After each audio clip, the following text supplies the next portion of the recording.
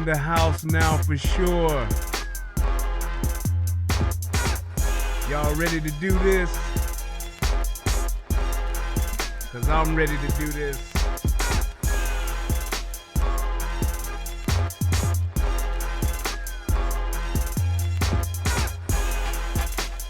Hey. Shout out to my brother Can't Go the Kid. What's up, broski? Saw your video earlier, man. It's all good.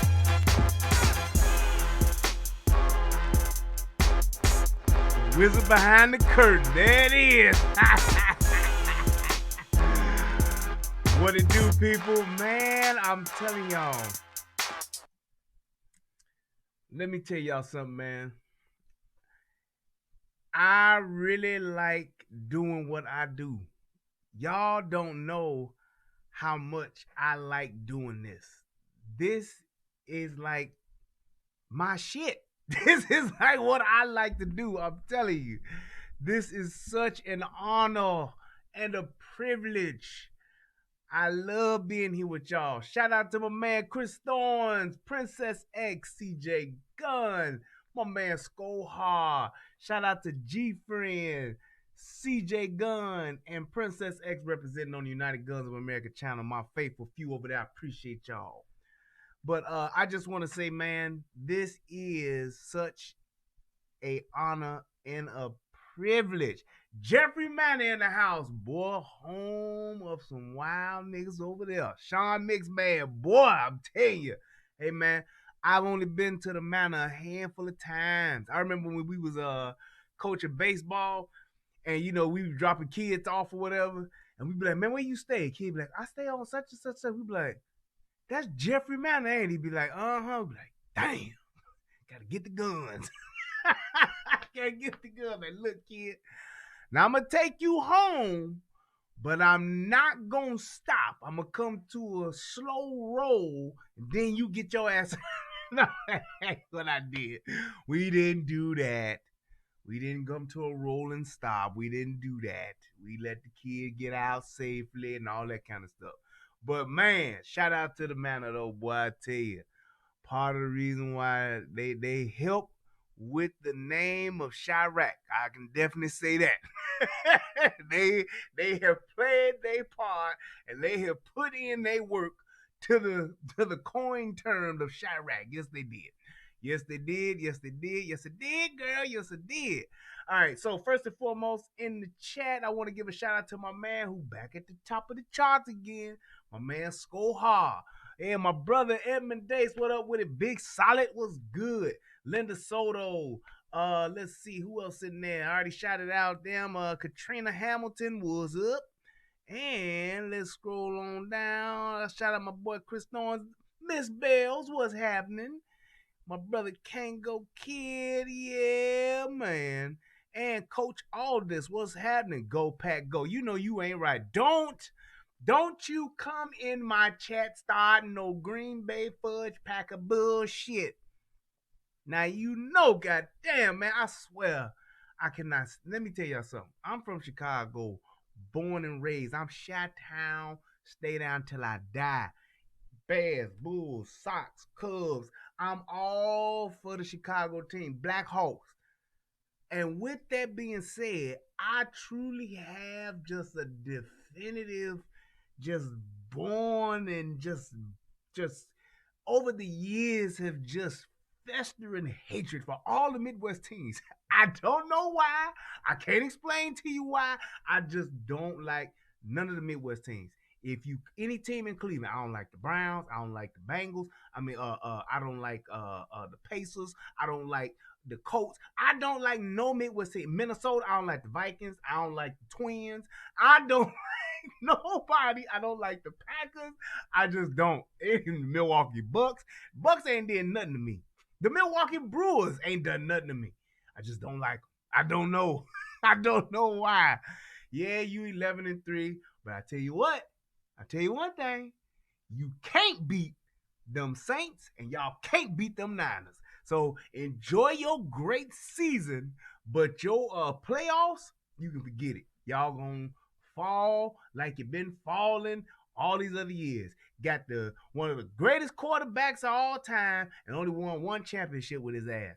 Y'all shouldn't have never got rid of Brett Favre. So take your little 11-3 season and shove it. Now, I've said that my piece. Now I can move forward. But I'm telling y'all, man, I don't like Detroit. Oh my God. When I lived in Michigan for 7.5 years, man, them Lions, boy, I can't stand them. I talk trash to them. The people would hate to see me coming at the job because they know, like, especially when them Lions lose. Oh man, I was giving them the business. But I don't like the Lions. I don't like the Pistons. I don't like the Tigers. I don't like the Red Wings. I don't like none of them. And like I said, I don't know why. I'm just telling you, I don't like them. But that being neither here nor there, let's move on and let's hear a word from my side chick, my good thing, my show enough forever girl. Talk to me, baby. Federal law allows This is where citizens I to drink reproduce, my distribute, or exhibit portions lemonade, of copyrighted motion strawberry pictures, lemonade. videotapes, Yeah. or video discs under certain circumstances without authorization of the copyright I'm holder. refined. This is called fair use and is allowed for purposes of criticism, news reporting, teaching, and parody, which doesn't infringe of copyright under 17 U.S.C. 107. Look, let me tell y'all something.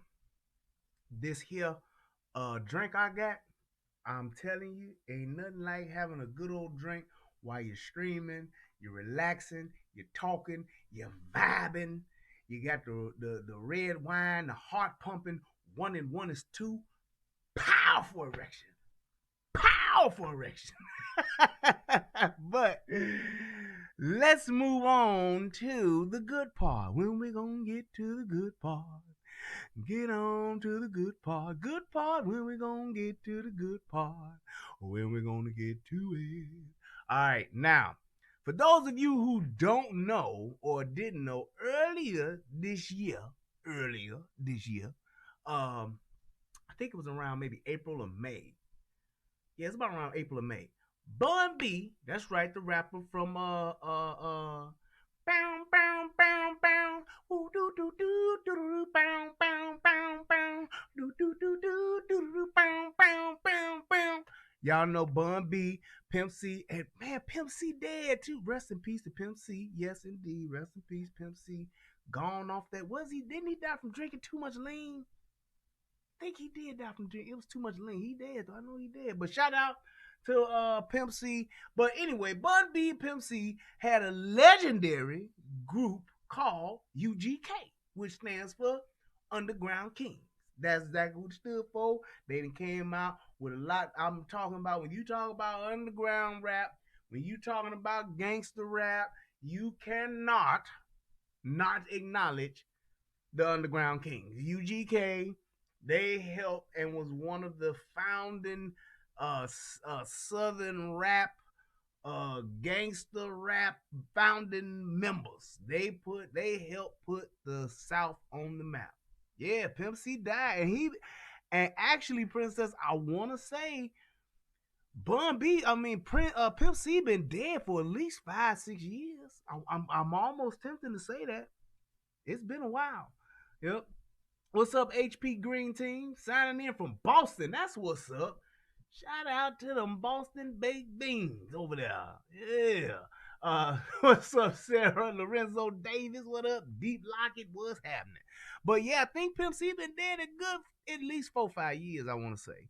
But anyway, Bun B, who's still alive, living in Houston. Shout out to Houston, old H-Town. Yep, H-Town, stay down. He was involved in a home invasion, him and his wife. And this was such a, when I first heard the story, I was like, wow. And it's just like with all of the gun stuff that's going on now, you know, they're trying to take our guns. Matter of fact, where is mine? Well, there go one of my guns, and there go the other one. Oh, there's my other one there. Okay. All you gotta do, gun check, make sure you know where your guns is at. But he was involved in a home invasion shooting. He shot the guy, broke into his house. What he didn't get, he forced his way into his house. He definitely, it was a true fashion home invasion. His wife came to the door thinking that they were receiving like a Amazon or UPS package or whatever the case may be, and you know, not realizing and didn't really like check out the person, but just so used to getting packages. Like I'm definitely can attest to that.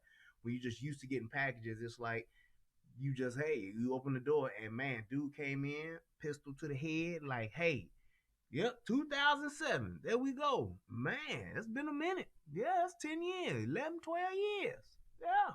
But came in and there's a home invasion. So he got his wife at gunpoint. Pimp C, I think, is upstairs taking a deuce, or as we say, dropping a deuce. Um, and then he hears the commotion. His wife, who did a hell of a job dealing with this home invader, she did a hell of a job. And Pimp C had enough time, and she bought him that time to get his gun and to actually engage this person. And they exchanged gunfire. Dude got shot. Dude hit him. Pimp Bun B hit him. He ran, went to the hospital because he just couldn't take the pain of the bullet wound and got locked up. So I want to just go over this story. And I thought that, I know some people probably heard of this already, but what I wanted to do was I wanted to just critique the instance, the whole entire instance as to how it happened, give my points, and just critique what happened and how they reacted in that situation, the good, the bad, and the ugly about it. So that's what I wanted to do. So without further ado, make sure y'all click that like button. Make sure y'all subscribe to United Guns of America channel if you have not. And if you are over on the United Guns of America channel, make sure you subscribe to the Relationship Rehab channel if you have not. But without further ado, as Big Mama said, let's do this. Right. But she never answers the door. But I never answer Only the door. I answer the door. Like for a while, we stopped getting UPS because I pulled the gun on so many UPS people. They started leaving them at the garage because I don't have any company in my house. I'm never expecting company. As his lawyer, he never pointed the gun at anyone. But I would always answer the door with the pistol just so people know. You know what I'm saying? But and I never allow her to answer the door. You know what I'm saying? I always want to be the person that has to confront whatever threat comes to my house. That's why I'm really for me, the thing that drives me crazy is the fact that I spent my whole life, and she knows this, my whole life is built around addressing the threat. I believe in positive energy and good vibes and karma and all of that. But again, this was random. So this wasn't something that was coming directly for me. Correct. So you still have to be prepared for whatever may happen. And every day, I always say, I'm, mentally, I'm like, I'm ready. Whatever happens, I'm prepared to do what I got to do to protect my family. But unfortunately, I wasn't the one that had to confront him in the moment. She was. Right. So let me first stop and address that. What he's talking about is what we call in the law enforcement or gun world as having a tactical mindset, and also being what I love this term so much. He is a sheepdog. Okay. And what a lot of people don't know about that term sheepdog, it's literally like what a sheepdog is. Now, a lot of people may not know if you're not used to the farm life, or if you've never known someone or to have owned a herd of sheep. But pretty much what the sheepdog does, the sheepdog protects the sheep. That's the sheepdog's job. So you have your shepherd, which is leading the sheep to wherever his flock of sheep are going. And then you have about maybe 2 to 3 sheepdogs. And what these dogs do, they help keep the sheep together and they protect the sheep. That means they address any threats that come to the flock, whether it's a bear, whether it's a fox, whether it's a lion, a tiger, whatever it is. Sheepdogs are there to protect the flock. And any threat that is posed to the sheep or the shepherd, those sheepdog dive on it, essentially. That's pretty much what a sheepdog does. So, and a lot of times in just law enforcement and just being in the whole pro 2A, pro Second Amendment, that's what pro 2A. When you hear me say pro 2A, that's what pro Second Amendment. That's what I'm saying.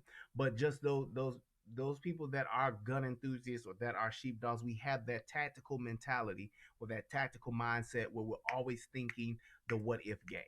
So a lot of times when I'm out, I can attest to this. This is just because of how I've been trained. This is just because of the environment that I grew up in, and just having the exposure to law enforcement that I had and being in law enforcement.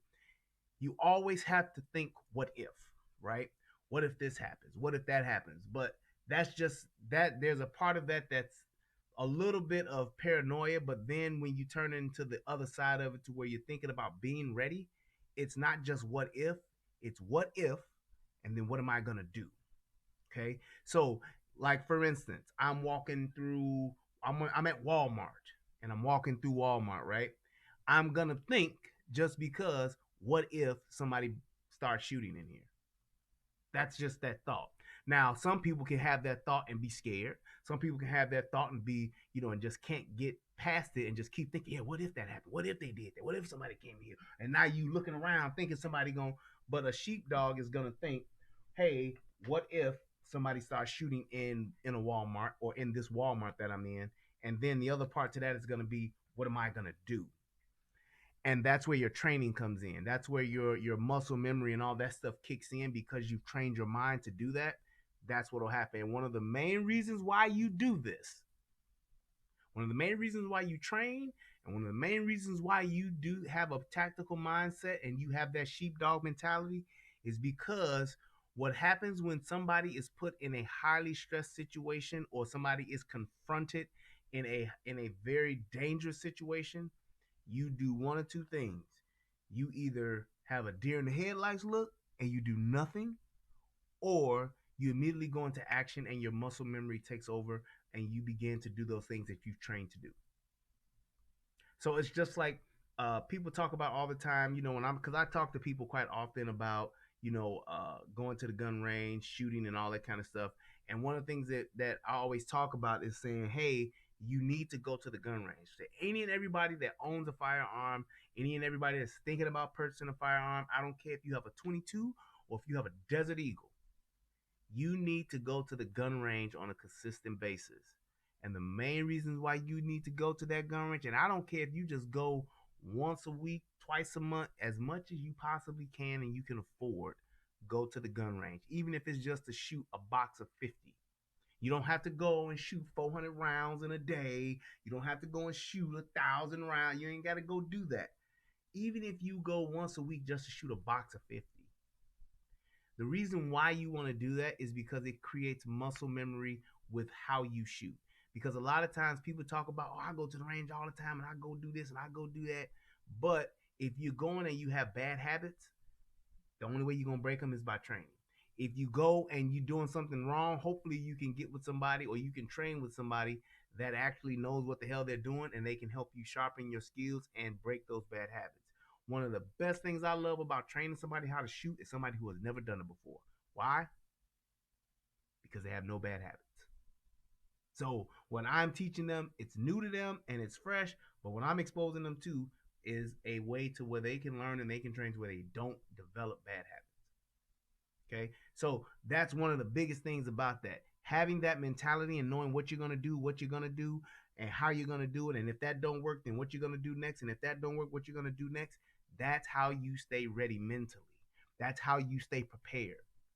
All right. That's how you can be ready for whatever happens. And I'm like so proud of her for, not only how she handled herself. Her only thought was to protect me. She doesn't come because in the moment, her assumption is that this person has come to get me. Right. She doesn't know it's a random act at the time. So she thinks this person has come to kill me. So she's like, I need to hold this person here until Bun can get to the gun. And even if he kills me, I know Bun's going to kill him. But usually the two people that would die in this situation would be me and her. Right. So her thing was just like, I'll take that loss, but I know Bun will avenge me and kill this dude. Right. That's what she's thinking the whole time. Man, God bless.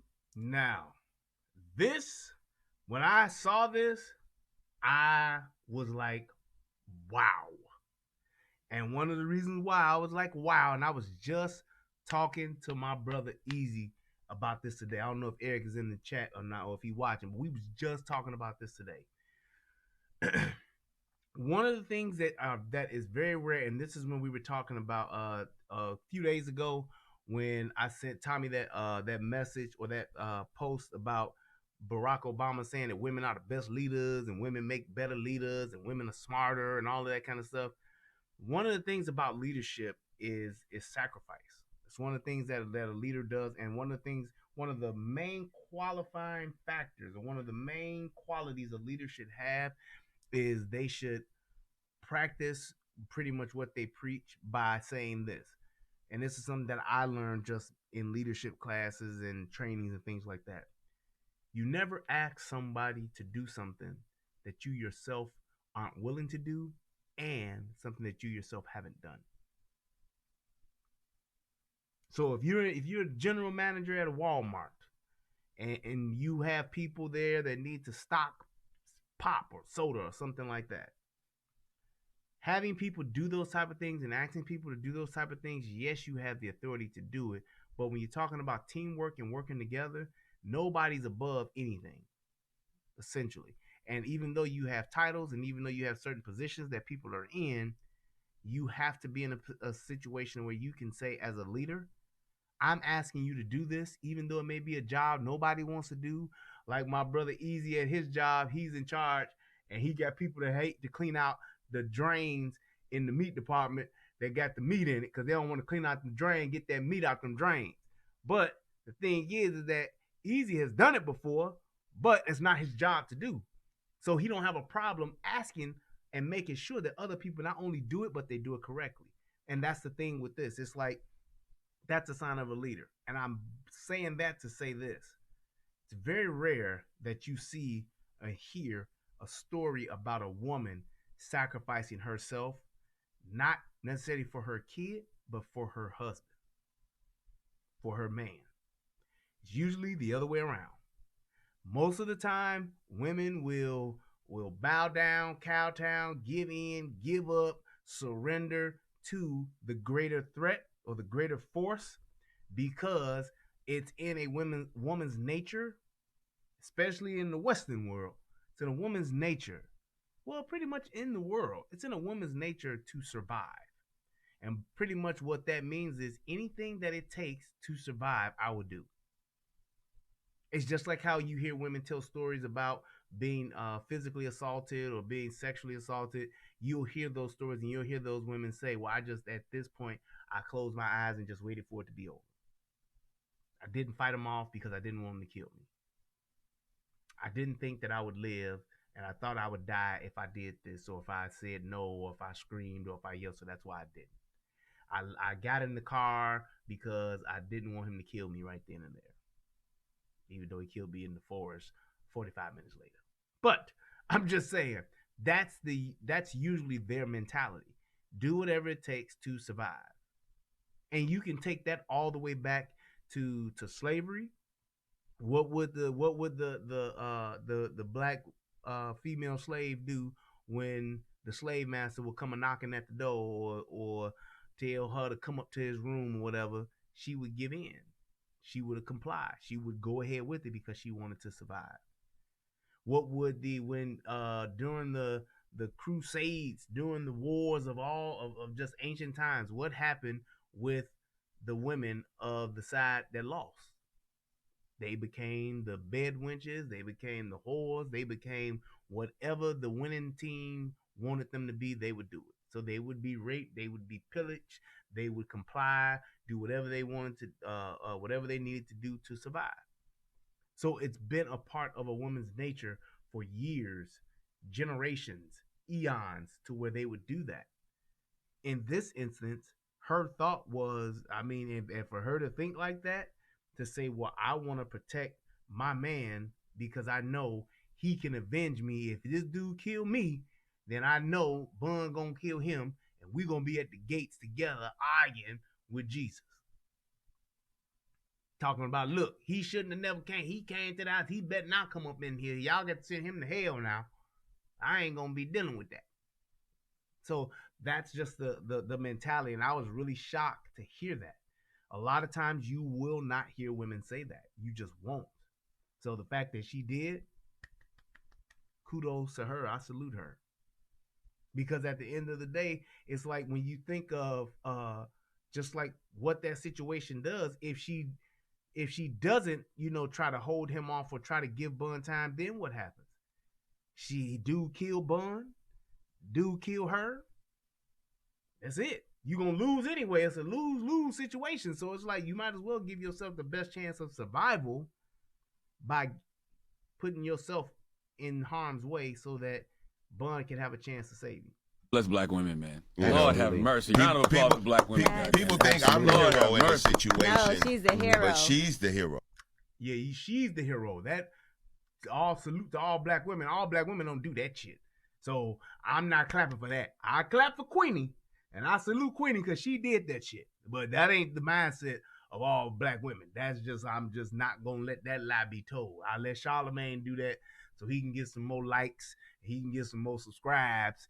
But I'm not saying that because I've seen too many instances where black women have put brothers, men in harm's way like a motherfucker. And them motherfuckers done went to jail, they done got shot, done got killed, done got set up, all that shit. So that's not natural, and that is not, she is the exception to the rule. So I don't know why Charlamagne is trying to make it seem like that is the new rule, but that ain't. She's the exception to the rule. Believe that. So yeah, moving right along. Because if she doesn't stall him out, well, if she doesn't stall him out, I don't get to the pistol. So now you heard the commotion downstairs? Yeah, and I'm in the bathroom, like, just to be honest, I'm on the toilet. You know what I'm saying? And so I hear what's going on, and I'm like, this is it. This is the moment I always talk about. Somebody's in my house right now threatening my wife. So I hop off the toilet, I run, I go get the pistol. Did you wipe? No, I'm just kidding. Shut up. This nigga said, did you wipe? But here is the bad in this. Bun shouldn't have had to go get his gun. And that's why I always say this. When I get up and I put my clothes on, my gun stays on until I go to bed and I take my gun off. Part 2 to that is I have guns strategically placed in my house. The bathroom is a key place to have a pistol. It just is. Now, you have to be careful about where that pistol is placed for two reasons. Accessibility and also being in the bathroom because you're taking showers in there. There could be moisture. There could be water. You could possibly have rust. I know that because one of my guns got rusted being in the bathroom. I got it repaired and got it fixed, and it's all good, and it's so shiny right now, but I got it fixed. But you have to put it somewhere where you can get to it, especially when you're in a situation where you don't carry your gun with you. So it's like if it's 3 o'clock in the morning and you're getting up to go take a piss or whatever, going to use the bathroom, is that a possible time or moment where somebody could be breaking into your house or already in your house? Absolutely. You don't want to have to go and try to go find your gun, get your gun, and then go into action. Because in a situation where your life is on the line, what's the thing that I always say? Seconds matter because that's going to determine if you win or lose a gunfight. Seconds matter. They matter. They matter. Seconds matter. Seconds matter. That's one of the reasons why I don't believe in having lock boxes for guns. You can have a gun safe, but as far as that whole mentality of, I keep my gun in my safe, in my closet up on the top shelf or in my shoebox, and that way my kid won't touch. What you need to do is get you a gun that is more kid safe, if you will, to where, and you need to teach your kid about gun safety. Just like you teach your kid not to touch a fucking hot stove, you teach your kid about how not to touch a gun. It's the same thing. It's the same thing. You always do that. You always make sure that you have your gun in a place where it can be accessible. That, I keep my bullets out. Then I keep my bullets in the box next to my gun box, which is in my shoe box. And then I just got to get my gun out. I put my bullets in, and I'm ready to go. And that take a matter of seconds. Seconds matter in a gunfight. If you are in a situation where you have to pull out your gun, seconds matter. So when you're talking about going to get to it, going to having to load it, going to having to pull it out, you unlock the box that it's in, all of that shit, it matters immensely. And it can determine if you or your loved ones live or die. That's why when people talk about, you got to have a gun that got this on it or got that on it, it's like you can have whatever you want to have on it, but if you can't get to it, you in trouble, pimp. You are in trouble. So you have to make sure that your gun is in a place where you can access it, and you have to make sure to where you don't have to go through a lot to do so. Which is why I always say, if you in the kitchen cooking, if you up fixing breakfast in the morning, once you get out of bed and you put your clothes on, you need to have your gun on. Because if Bun B would have had his gun on him in this situation, he would have been in a much better situation to win like he did. He won here because everybody's alive. He would have been in a better situation to win. Had that guy that was coming to his house had it been more deliberate and more intentional on hurting somebody or hurting her or whatever the case may be, that may not have been the case. And the minutes and the seconds that it took for her to stall this dude for Bun to get to his gun could have meant her life. And his. So always have your gun in a place to where you can access it and have it in a place to where it's safe, but you want to be able to get to your gun. It's a tool. It's just like a flashlight that you have in your house when the power go out. You don't go and bury that in the very depths of your home, do you? No, you have it somewhere where it's accessible. It's in the kitchen. Or it's even by the circuit breaker or something. Somewhere where you can get to. I got a flashlight by my bed. If you have a gun and you have a flashlight mount on it, great. If you got a gun and you don't have a flashlight mount, get a good real flashlight, not no Walmart special.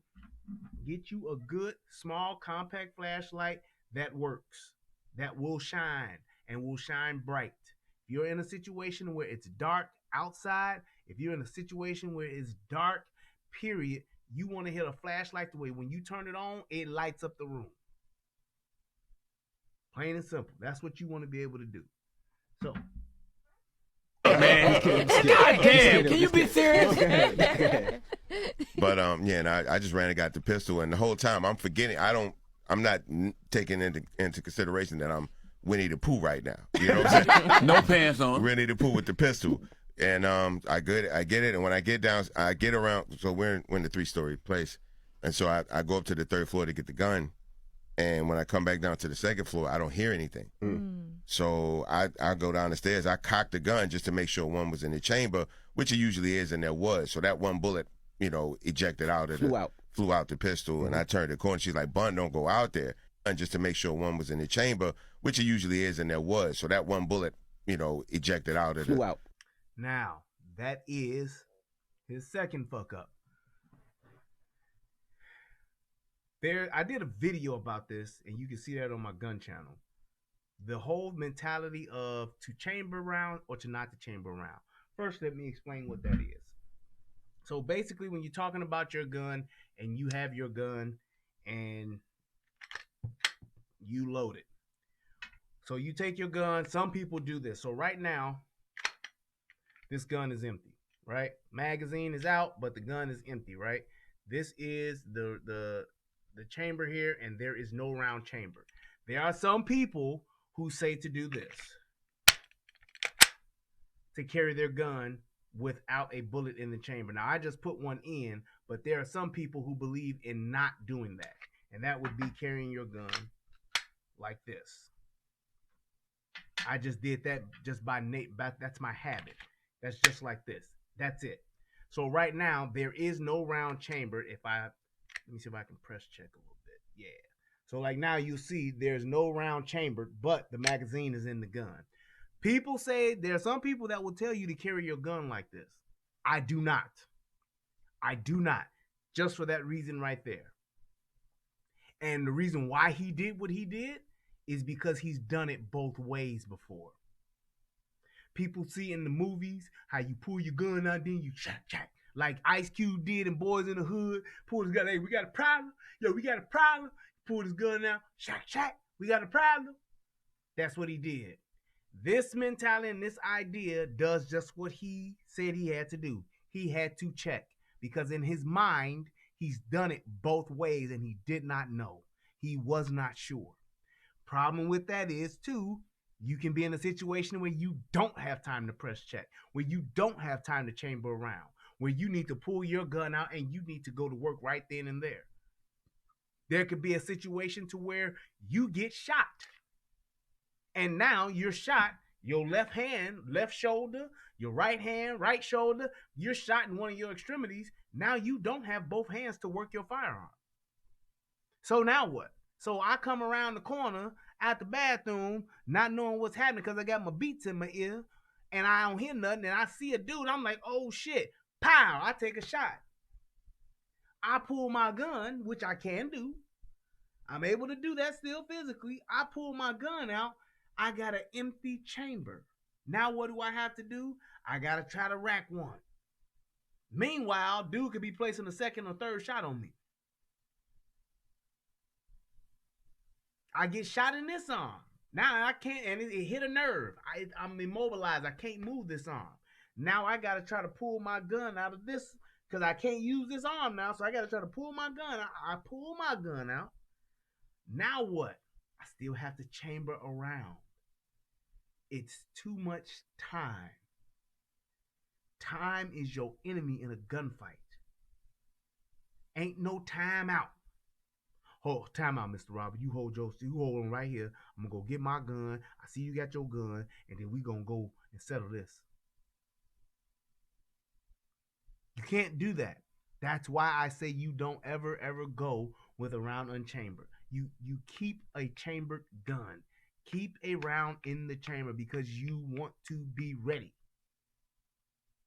So that whole mentality, that whole idea of saying, well, nah, it's safer this way because if you accidentally pull the trigger, if I accidentally pull the trigger, that's because I put my finger on it. That's why one of your rules in gun safety is never put your finger on the trigger until you are ready to fire the gun.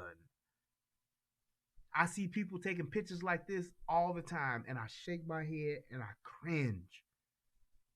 When you hand somebody a loaded gun, unloaded gun, that's one of the things I look for. If I hand you a gun and you do this, I'm like, he don't know what the fuck he doing.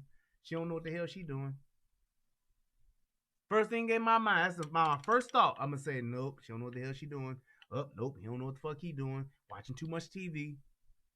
Somebody hands you a gun, the first thing your finger does is this. You are not well trained in gun safety, sir. You're just not. And that is a huge problem. That's how a lot of accidental discharges take place. People naturally having the habit of putting their finger right here instead of right here.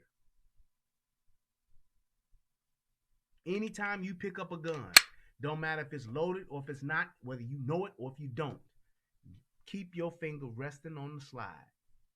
I have the habit to, just because of the way this gun is made, I put my finger here because then I know, because I can feel it in there.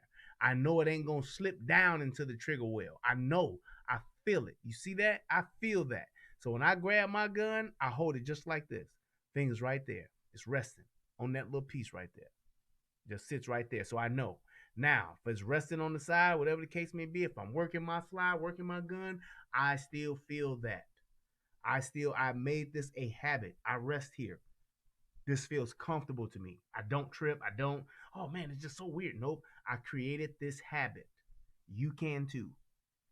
Pick your gun up all throughout the day. Just keep picking your gun up and doing this. Keep picking your gun up. You pull it out your holster here. So when it's loaded, you're still here. Gun can't do shit till you here. I know they talk about, well, it's a safety on there too. Gun can't do nothing with your finger here. No matter what. Same thing. So that's what I do. Keep your gun there so you don't have to do that because you already know every gun I got, if it's a gun I got, it's loaded, it's a bullet in the chamber. I keep it that way. My wife keeps it that way. Same thing. I don't need to try to check. I wonder if this... Now, I do a press check just out of habit. I do that. I tap my magazine in and I do a press check and I do that just to check when I pick my gun up to holster it for the day. When I put my gun on for the day, I just do that. That's just something I've just done. I always drop my mag, put my mag back in. I do a slight press check to make sure she in there, and that's it. Even though I know it's in there, I just do it. Just because I'm looking for ammo. If somebody hands me a gun and I'm not about to shoot it and I unload it, that's what I'm doing. They tell me it's not loaded, I still open it up. It's habit. That's just because of my dealing with firearms. I wouldn't. You give me a gun, I'm gonna check it. You can give me a gun and open up the slide. You can hand me a gun like this and be like, here you go. I'm gonna do this. I'm looking for ammo. I'm looking for ammo. I want to see, hey, there's a bullet. That's what I'm looking for. Is there a bullet? There's a bullet? Nope, no bullet. Okay. That's what I'm doing. So it's like that's just the way that I just trained myself that way just to make sure that I'm safe. So if it's a revolver or something like that, I open that cylinder up and I spin it and I'm gonna look. And I'm touching for bullets. I want to touch a bullet. I want to find a bullet.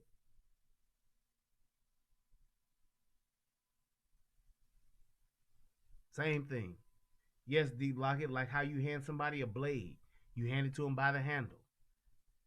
You don't hand somebody a knife like, here you go.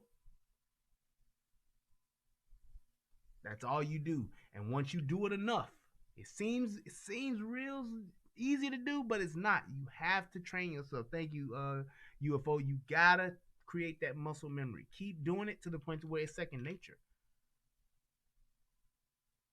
That's just what it is. So let's keep going. He should have had a round chamber. That's something you shouldn't have to check for, because in this situation it worked out for him. But there could be a situation where it doesn't. There could be a situation where he's already in action. There could be a situation where you're already taking fire. And the last thing you want to do is have to pull your gun. Then you have to rack your slide to chamber around before you even begin to present. You don't want to be in that situation, because in doing that, people can say, oh, I watched the video. A dude did it so fast. It's like seconds. You say you think it could take that much time, but for somebody who don't do that every day, taking that time to do that gives somebody plenty of time to place a shot on you, a second or a third shot on you. Flew out the pistol, and I turned the corner. She's like, Bun, don't go out there. That's not even, and just to make sure one was in the chamber, which it usually is, and there was. So that one bullet, ejected out of flew out the pistol, and I turned the corner. She's like, Bun, just to make sure one was in the chamber. Just thought about this. Another thing what that does, and this is another reason why I'm not a huge fan as a primary or everyday carry weapon, being a gun like a 380, or being a gun like a 22, or being a gun like a 45, because they have smaller capacities. Being in a gunfight with one person, they say the rules is most gunfights last 4 rounds. Well, I disagree with that, because you can be in a gunfight with more than one person. And when you factor in the fact that usually your first shot usually doesn't place. So from the time you pull your firearm out to where you're getting ready to present and shoot your gun, usually that first round may either wind up in the ground because you're bringing it up before you shoot, or it just is not on target. It's just not on target. It's like, test yourself the next time you go to the gun range and do this. Take your gun, press your target, send it down a good, let's say 7 to 10 yards. Between 7 and 15. And set your gun just on the little tray, the little table right there in the stall. Okay? Set your gun right there.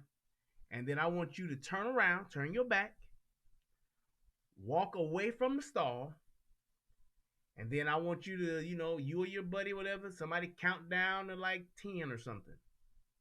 Count down to 5 or whatever, 3, count down or whatever. Turn around, walk up to that stall very quickly, pick your gun up and just fire.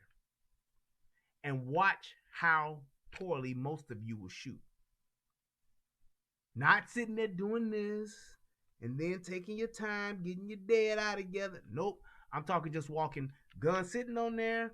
You turn around, sight unseen, walk right up very fast, walk right up, pick your gun up and bang. Or pick your gun up and bang, bang. Whatever you can do. And just see where you place your gun, your shots, compared to when you get to sit there, take your time, and get your sight picture lined up, get your targets lined up, get your sights lined, and go to work like you normally do.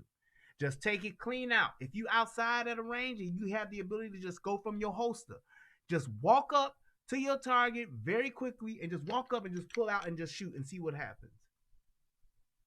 Because there's so many things that's going on, especially when you don't have time to sit and look and study and look at that target. Turn around and just turn back around and pick it up and just see what happens. Because if you're doing that, you're gonna really see how quickly you can acquire that target. And then you're gonna see how quickly it takes you, or how poorly you can, well, how good or poor you can actually place that bullet, that first round center mass. And try to hit the bullseye.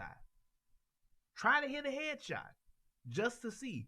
And those are the things that you do to try to see how good you really are. One of the things we used to do when we would qualify at the department, we would have to do this thing to where you would have your gun on, but you had to do like 25 jumping jacks. Then you had to do like 15 push-ups. Then you had to run to one side, run back to the middle, and then run up, and then pull your gun out and then shoot. You'd be surprised at how many times we missed it, because it's something that you're not used to doing. Or after you do that, you do push-ups, run, come back, then you go down, you got to drop to your knee and shoot. You got to lay down in a prone position and shoot. Doing those type of things, everybody can't go and don't have the facilities and don't have the ability to do that. But doing those type of things, they change everything. All of your mechanics change. Shooting from the knee, shooting from the prone position, which means you just lay straight out. Shooting from a position where you're on your side.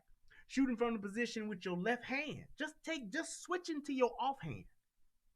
It's like, oh my God, it's so much different. It's so different. Everything changes. So you have to, those are the things that you work on, instead of just putting 100 holes in one target and then posting it up on Facebook or Instagram saying, yeah, it went to the range today. Those are the things you need to do so that you're ready for those situations, to where you might be in a fight. What if you're in a fight and the dude is on top of you and you got to pull your gun out to shoot another target? How many times have you practiced that shot? You don't. So when we're talking about having enough rounds in a gun, you have no idea how many people you may have to shoot at, because one of the last things you want to do in a gunfight is reload.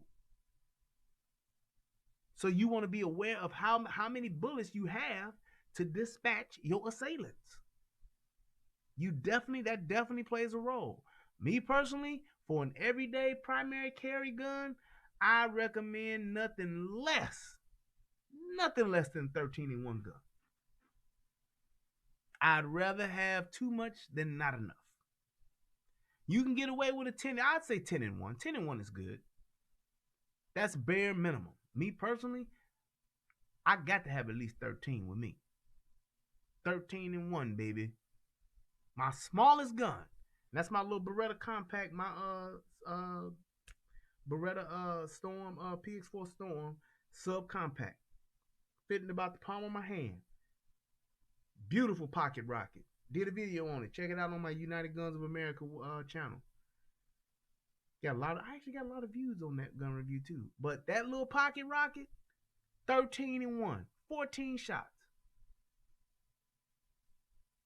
So you can find the right type of gun that can accommodate size, that can accommodate capacity. That stuff matters. Because if you waste a round, if you don't place a target, you shouldn't have to be worrying about running out of bullets in a gunfight. You don't want to be sitting there counting rounds like, oh shit, I got. And that's why one of the things I just don't do it. Even though I can't justify, I just don't do it for my own personal reasons. I don't recommend revolvers as primary carries. Great for backups. Yep. Great for a backup gun. But not for a primary carry, because you only got 6 rounds and that's it.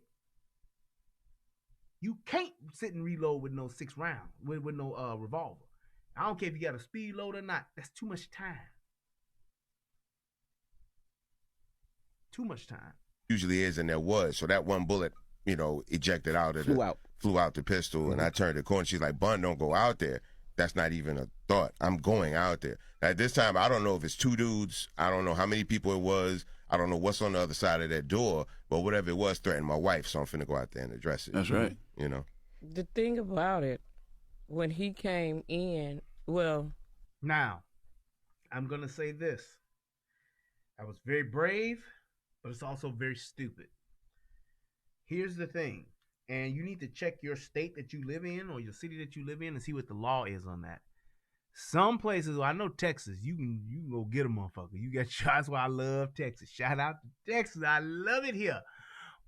You can stand your ground, and if somebody come in your shit, you can go get their ass. Plain and simple. There's that whole. There's some states that have the where you must retreat. I think they call it right to retreat or opportunity to retreat or something. But basically, what that rule means as the opposite of stand your ground is saying that if you are in a situation where you fear for your life and you can retreat, you have to retreat first. You have to retreat first. That's the law in some states. You have to retreat first, which is to me a fucked up law. So basically, if somebody pulls out a knife and they tell me they're gonna kill me, and I'm in my living room, I gotta try to run to my bedroom, or I gotta try to run somewhere else. I gotta try to get away first before I can use my gun. That's pretty much what that is, and that's terrible to me. In my opinion, that's just terrible. Because you never know what can happen trying to retreat. Somebody could be like, your assailant could get even more aggressive. Like, oh yeah, this person's scared of me. Or their intention could just be to kill your ass. I want to hurt this person. I'm going to beat you with this bat. I beat that bitch with a bat. I beat that bitch with a bat. That's Chicago House. Y'all don't know nothing about that. But I'm just saying that could be the thing to where you thinking that, hey, this is what this person's going to do. And me trying to retreat, I'm putting my life in jeopardy, but I'm putting my loved one's life in jeopardy too by retreating. Because if I try to retreat and that person does catch up with me and I can't use my gun, I'm fucked. I never got to turn the knob, the bottom knob. I was slowly turning the deadbolt. And I guess by me not being able to see him, he had to been holding on to the knob. That's the only knob he could hold on. So some kind of way, I remember I looked up because I'm looking down to retrieve a package that we do all the time. Right. So when I looked up, he had the gun right here. Wow. And so he was backing me back and at the same time locking the door. So he was trying to lead me up my steps, and I was like, I can't go up these steps because he going to catch fun on the toilet. I'm telling you, man, I'm really impressed at how smart she is because here's the thing. It's a lot to be in that situation where you have a gun to your head. I've had a gun put on me before, and it's like what you're thinking about is like, oh shit, here we go, goddamn. And it was like the person who pulled a gun on me, they were actually shaking. Like it looked like a 38 or something like that, but they actually had the shit to the side like it was an old school 70s stick-up movie or some shit, and it was actually shaking. And I was just so scared, like, man, if this young motherfucker's gonna accidentally shoot me. I was just like so terrified of that. Cause he had it like at my midsection and he's shaking like this, robbing me. And I'm just thinking like this motherfucker's gonna accidentally shoot me and I'm gonna fuck around and die right here. And it was like probably one of, if not the most helpless moment I have ever felt in my life. I felt so helpless, and I felt like a straight up super or just the biggest victim in the world.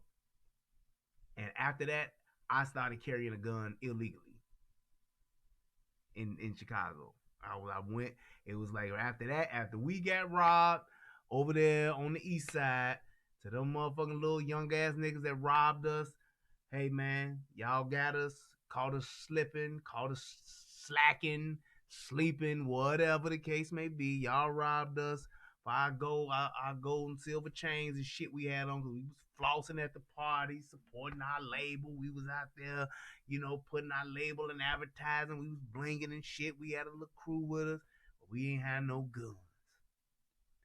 Dumbasses. And that shit got us. That dude, he was just standing there and he was just shaking. And it was like, I just felt beyond helpless. I gave up my shit. Here you go. here you go, pimp. Only thing I ain't give him my car keys. I'm like, I ain't about to walk home from the east side. This shit too damn far back to the hundreds. I ain't doing that. He gonna have to ask for these motherfuckers. But gave him my shit, and it was like, it's like what I did was I took the chain off, gave it to him, and when I saw him shaking, I said I don't want to really look in his face, and he think, now this motherfucker done see me, because they wasn't ski masked up. These was young amateurs. And I was like, man, I closed my eyes and I just began to pray out loud. I just began to pray. And it was like they robbed every last one of us except for my boy Mac and my boy Melvin. They was able to run. Yep, they ran, left our asses there with the pistols on us. But yeah, that's what they had to do though, real talk. But anyway, I felt so helpless that I said, man, this young ass nigga that didn't know me from Adam could have ended my life. My mother and father would have had to bury me. My brother would have had to bury me. There's been niggas out here. My uncles and shit would have came up from Memphis and they'd have been trying to kill motherfuckers. Niggas would have died. I tell you, I wouldn't have been by myself. There's a lot of motherfuckers that care about old Brian. But that feeling of just being helpless in that situation, after that, I went, finagled some kind of, when did some finagling, got my address changed on my driver's license and all that stuff. Shout out to my cousin Carla, because she let me use the address. Appreciate you, cuz. But got my address switched around and shit, and then I went and I was able to buy a gun because I didn't have a city driver's license. So I went out there, was able to get a gun, and I carried that pistol, shit, till it got stolen from me. Old James ass stole my gun, boy, I tell you. But learned that lesson too. But even after that, pistoled up.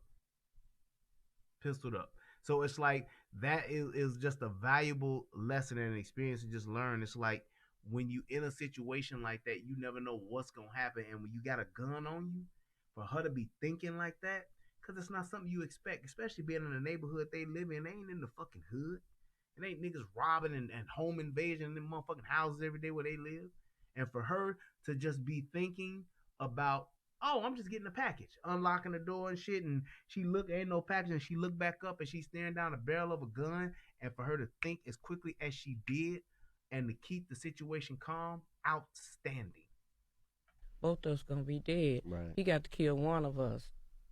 So, because he gonna catch Bond on the toilet. Steps, and I was like, I can't go up these steps because he gonna catch Bond on the toilet. Get me back, and at the same time locking the door. So he was trying to lead me up my steps, and I was like, I can't go up these steps because he gonna catch Bond on the toilet. Both of us gonna be dead. Right. He got to kill one of us. So me thinking fall, I fell at the bottom of the steps and slid to the floor. I balled up in a knot, and every time I did this and looked up, he had the gun right here. Yeah. The barrel of the gun was so cold, and he had it in a black glove hand. He had two gloves on, but one was blue and one was black. So he put it here. I guess he must have been and he GD. kept telling me, he was like, give me what you got. Give me everything you got. I'm like, what are you talking about? Because I'm in shock that this is happening to me. Right. I'm like, what are you talking about? Give me everything you got, or else I'm going to kill you. And I shook. I'm like, wait, what? And in between him telling me this, he looks over and noticed I have a bedroom. So when I seen him looking towards the bedroom, I started saying, just take my car, because I didn't want him to take me in that bedroom and rape me and do whatever he wanted to do. Right. And so I don't know, in between the time that I got up off the floor, no, I was still on the floor when he heard the footsteps. Both. All right, so let me say this. Ladies, let me tell you something.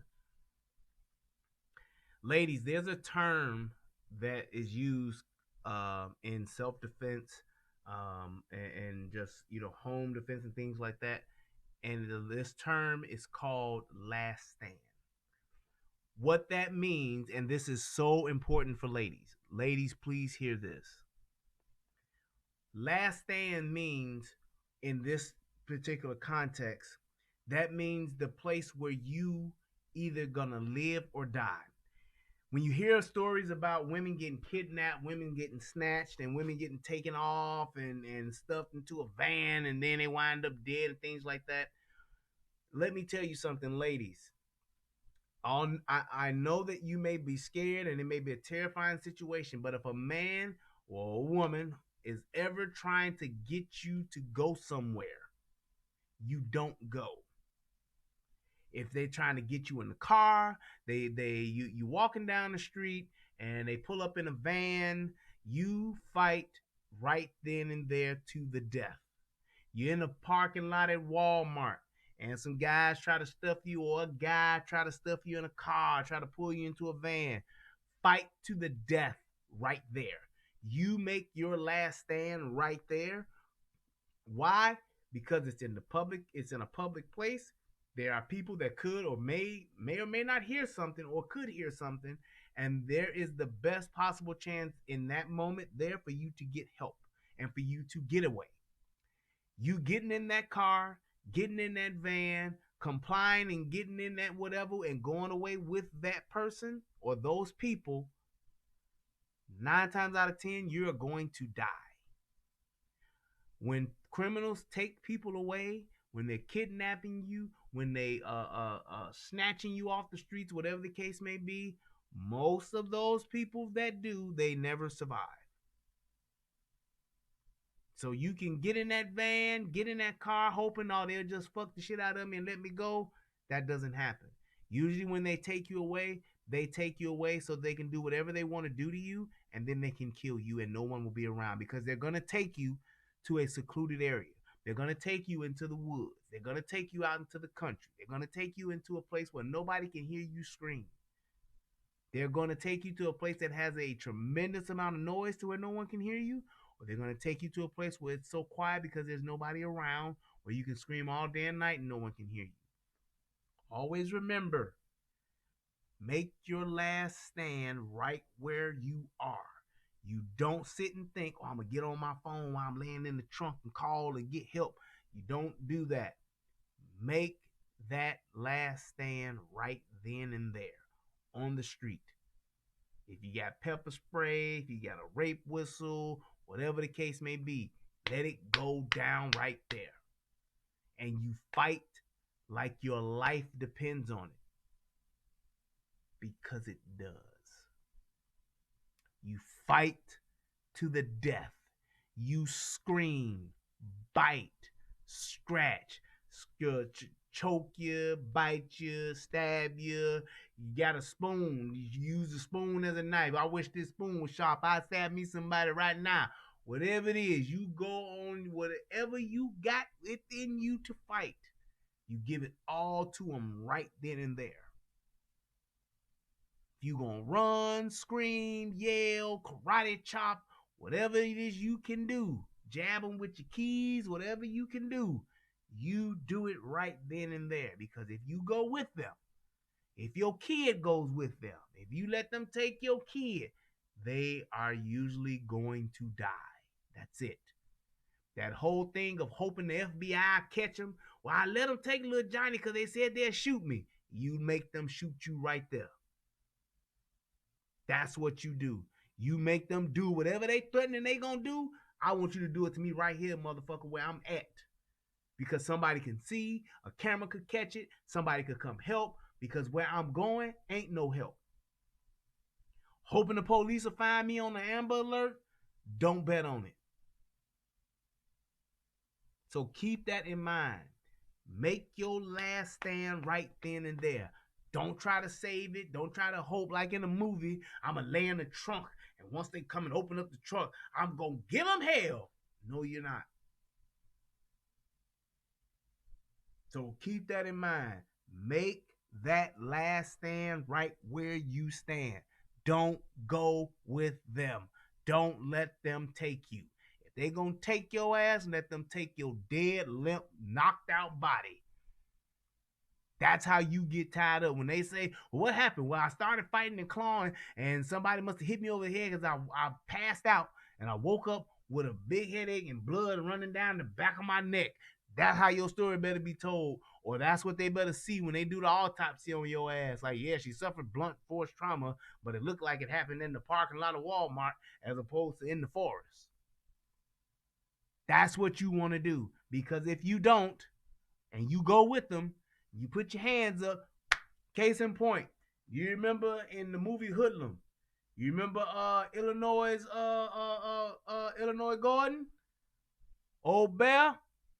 You know what happened when Old Bear came and Officer Forley, get in the car, Officer Forley. He put him in that car. What happened to Old Bear? Illinois Gordon got found hanging up on the dock or on an alley or somewhere with some of them blue slips that they used to run numbers with stuffed in his mouth. They put a corkscrew up his nose. They had no intention of letting him go. Illinois Gordon should have fought them police officers, and all that shit should have went down right then and there on the block. Now, Officer Foley, he did get it. But that is what happened to Illinois Gordon. You don't go. First heard the footstep. I know the layout of my house. Then that's when he goes, how many floors you have? I go, 4. And he says, okay, who is that up there? I say, that's my husband. He said, tell your husband don't come down. At this point, I'm moving. I hear what's going on, and I'm moving. Steps that Bun is headed to get the gun. So I'm steady screaming, please don't kill me, please don't kill me. He said, I'm going to kill you if you come down. I'm like, please don't kill me, please don't hurt me, because I see he looking at the bedroom. And so at the same time, he goes, I say, I could hear Bun getting closer. I say, Bun, don't come down. Because he told me 3 times not to tell him don't come down, but he didn't know it was Bun. So when I noticed when I said Bun, he startled, like, because he was heading for the bedroom. He startled. And I was like, okay, to myself, I said, he don't know where he at. So I made it a point myself. I said, Bun, don't come down the stairs. Please don't come down. And that's when he asked me for the keys to my car. Right. I've been trying to offer you my car for the last 3 minutes. You didn't want it. Right. So he said, where's the keys? And I said, I keep them in my car. I just, back in the garage, I keep them in my car. Okay, what door is that? That's the garage. So I don't know what happened, how I got up off the floor. But the entire time when I was on the floor, I didn't feel like I was going to die. I felt protected because when I looked up at him, he put the gun back in my face, and all I could see was his eyeballs and something white right here on his neck. So. And then that was like he had an emoji ski mask on. Y'all had a shootout in the garage, right? Yeah. That's so after I had after she let him out to the car. Okay. And once I see, I'm stuck in the garage with him. So I'm steady trying to press the garage door to let it up, but it keep going so slow. So I'm so nervous. I'm pushing. It's going up, down. And then he said, open up the damn garage. And I just laid on it, and it just started coming up. And I looked at my peripheral view, and I seen him get in the car. And once he got in the car, I jumped back in the house. My thing was to lock the door, but as I was going back in, I was trying to let the garage door down to keep him in there. But thank God for the Audi, because he couldn't figure out how to start it. Wow. Because the push button is over on the passenger side. So he in there looking, and I noticed he was looking when I ran back in the house. So I met Bun at the door as I was getting ready to close. Bun was getting ready to open it, and I was pleading with him, don't go out there because he got a gun. He gonna shoot. Bun, like, I got a gun too. Well, I got a gun too. I'm definitely, I don't know if he gonna shoot, but I'm definitely gonna shoot. Yeah. Bun hit him with that big baby.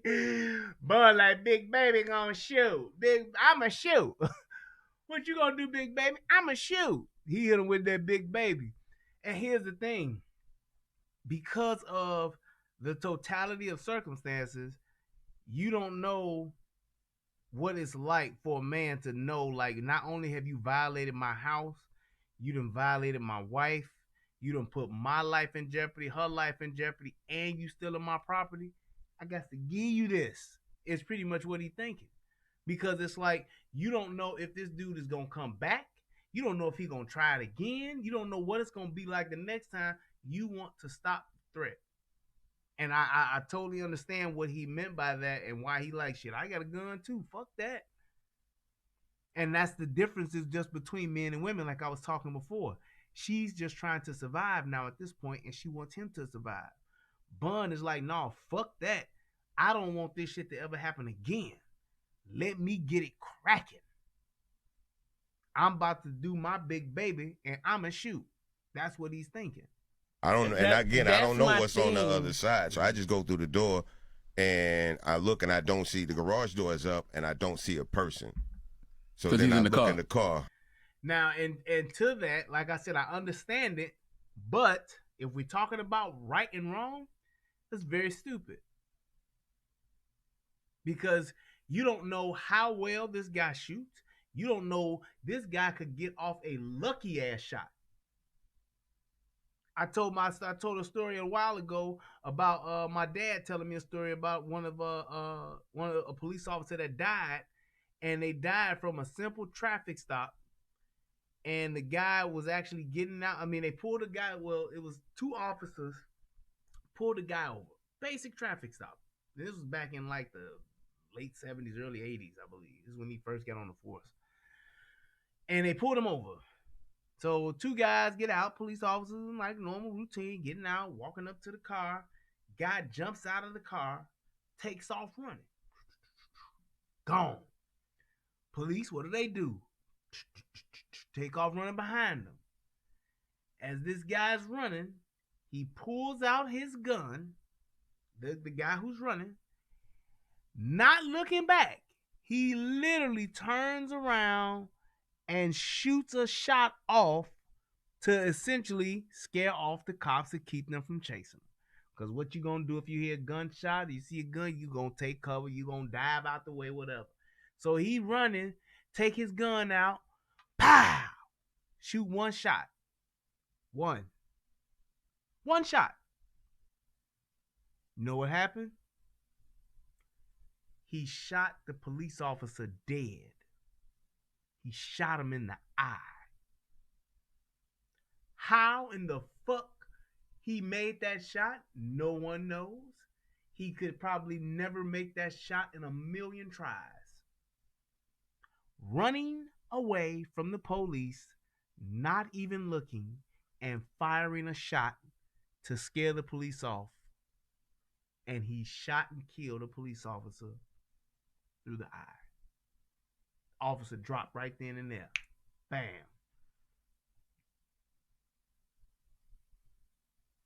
Lucky shot. 1 in a million shot. Like I said, that guy could probably never make that shot ever again in 2 lifetimes. 10 lifetimes. But he did. Now, with those officers, would that be standard routine for them to chase a guy from a traffic stop? Hell the fuck yeah. And even the guy, I would imagine that dude didn't expect to, his intention wasn't to shoot that police officer. And he damn sure wasn't trying to shoot him in the eye. He Bushwick Billed that police officer. I would have shot you in the body. Why you shoot me in my eye? But that's what happened. Shout out to Bushwick Bill. Rest in peace. Bushwick dead too, ain't he? Damn. Bushwick dead. Pimp C dead. Man. And I see his head and his body turn back towards me. And that's when I just let that thing go. You think when he said, hey, gun too? Well, I got a gun too. I'm definitely, I don't know if he gonna shoot, but I'm definitely gonna shoot. Yeah. I don't know. And again, I don't know what's on the other side. So I just go through the door and I look and I don't see the garage door is up and I don't see a person. So then I look in the car and I see his head and his body turn back towards me. And that's when I just let that thing go. You think when he said, right. But she never answered. And it's like, he let that thing go, and guess how many times he shot him? I think the dude got shot once in the arm.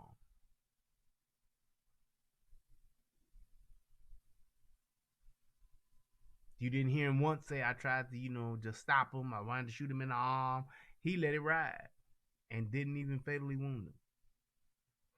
Shot him one time. I would love to know how many rounds he fired. But there you go. And that's just what I mean by that training. Even no matter how much you train, when you add in your what do they call it? Your adrenaline. When you add in OODA loop, if you don't know what OODA loop is, just do a YouTube search for it. It's OODALOOP, OODA loop. And it basically just tells you what happens when you're in a highly stressed situation like in a gunfight. It talks about how you get tunnel vision. It talks about how your hearing gets very very bad, where you don't hear as defined. You don't hear those minute things. It talks about how you lose fine motor skills. That's why I always tell and I always train people, when you're operating the slide on the firearm, what you see in the movie, you see that. You see the cool ass nigga, you be like, let's get him, partner. You see that. That's not how you operate a slide on the firearm. Slide on the firearm is always the whole hand, and it's always over the top. That's how you operate a slide. You do a tap, rack, you doing anything like that, you doing a press check, you always do that, because this is much easier to do in a stressful situation than the pinch. The pinch looks cool, but when you're in a situation where you're highly stressed, you got gunfire, you scared, you may be shot, you may be hurt, you may have seen somebody get shot, and you trying to save yourself, trying to do this and pull your gun. It's harder to do this than it is to do that. It's that simple. See where my fingers are? Thumb, here. Boom. That's what this little part here, when you look at that little part there, that's what that's for. On some guns, you'll even see the serrations up here too. It'll be in both spots so that you can do that. Grab that guy. My thumb is on this side on those serrations. Helps me grab it. Boom. So it's like when you're thinking like that, when you're having that OODA loop happening, you lose fine motor skills, you get tunnel vision, your hearing, you get deafened, and it's like your heart is racing and pumping, you're breathing. You have to make sure that you in order way to calm those things down, you have to breathe and you have to rely on your muscle memory. You have to also talk to yourself. You tell yourself, I'm going to win. You tell yourself, I'm not going to die. You tell yourself, he's going to lose. You tell yourself those things to keep your mind working. Because even if you're somewhere out in public, and when you just think about when you go to the gun range, for those of you who go to the gun range, and the first time you ever went to a gun range, that first time, even when you put on earmuffs, and usually when you go into a gun range, there's a door in between the outside part of the range and the actual inside part where the stars are. When you get in between that door and you hear that boom, that first one, it makes you do that. I laugh at people doing it all the time because I know it's going to come. It happened to me. I expect it and I anticipate it now, but somebody who hasn't been shooting before, somebody who don't go often, when they put them earmuffs on and they go into that thing and they getting ready to go into the actual stalls, they hear that boom. They like, oh shit. Don't let somebody have some real hardware where they shooting like a rifle or they shooting like something loud or a 4.5 or some shit like that, or a 44 or Deagle. Deagle is Desert Eagle. Somebody that's shooting something like that, because this really gonna hit. It's gonna hit hard. I'm telling you, it's gonna hit hard. You're gonna be like, oh shit. So it's like, and yeah, that's one of the things I love too. I love going to the range with my AR. And I got you, JJ Du Bois. I saw your question. I'm gonna answer it.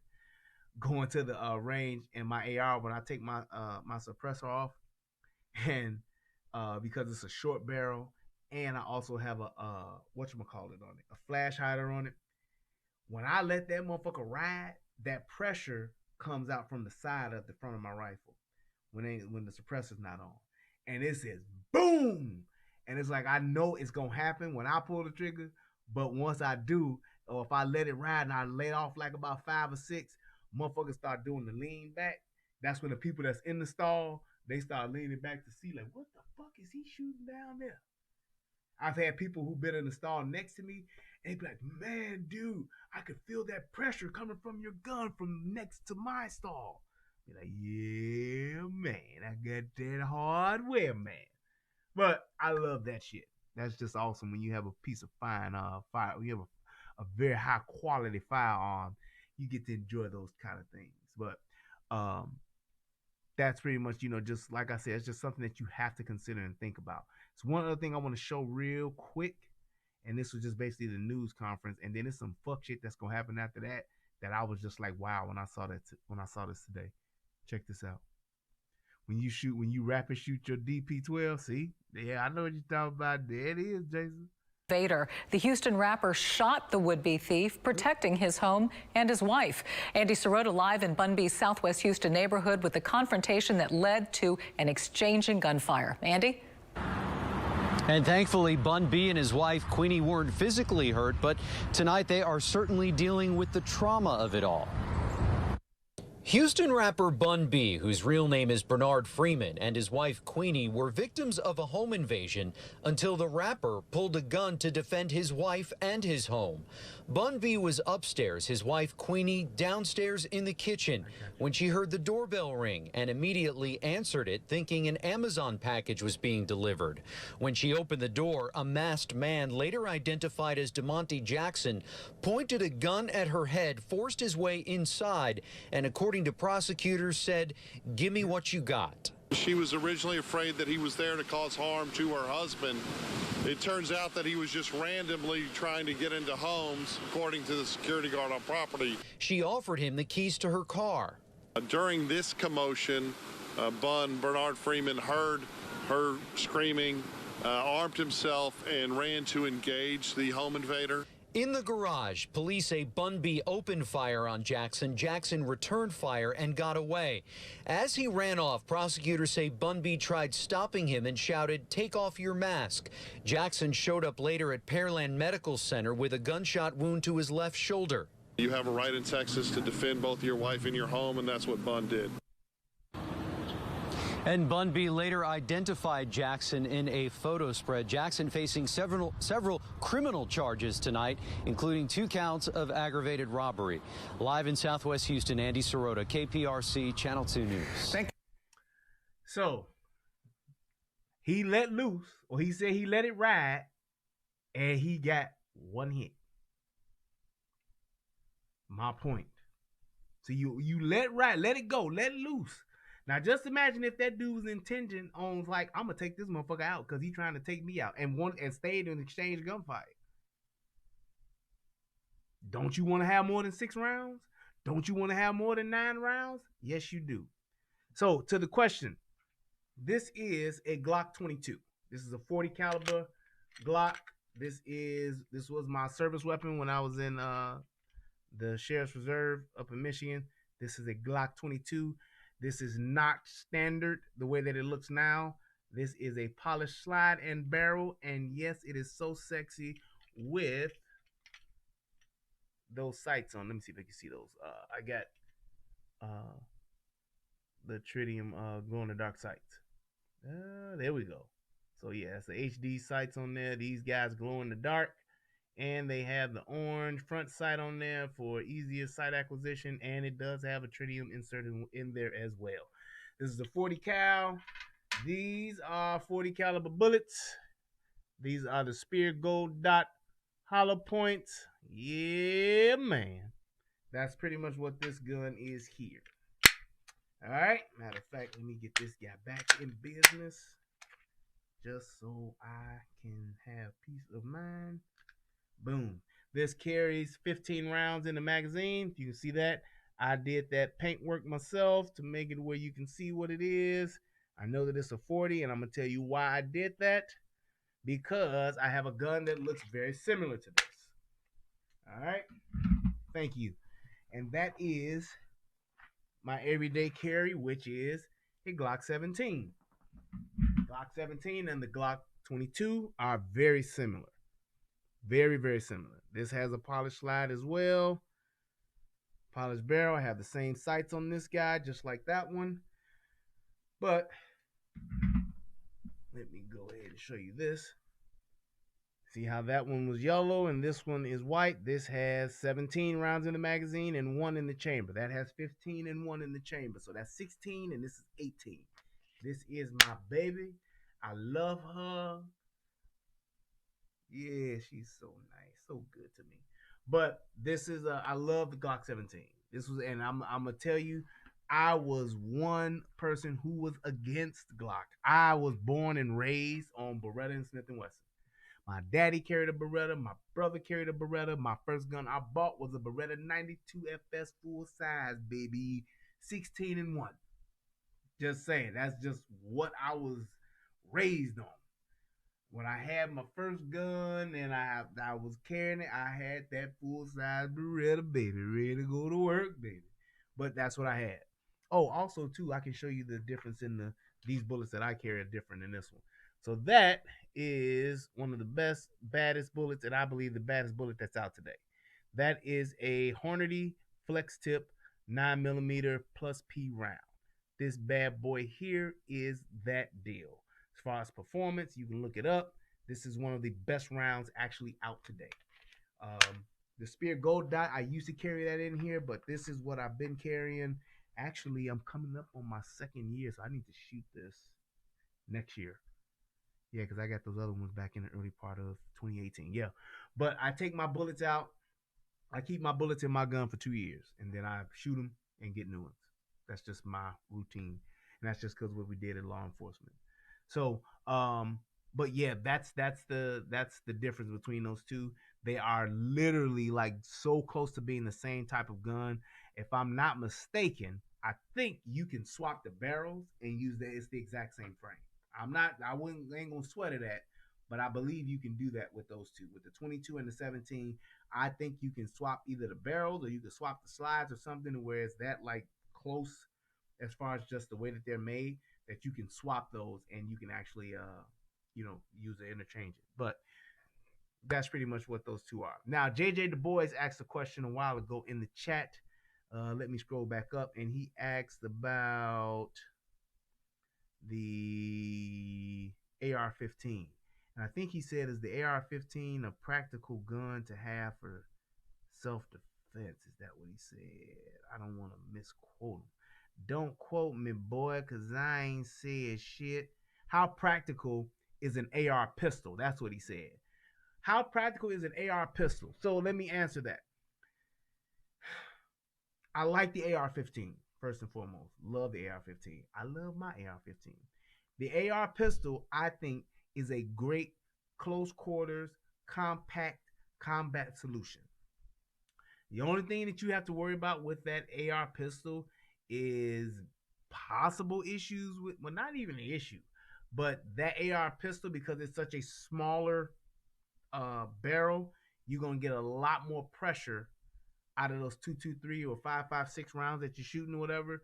You're going to get a lot more pressure out of that gun.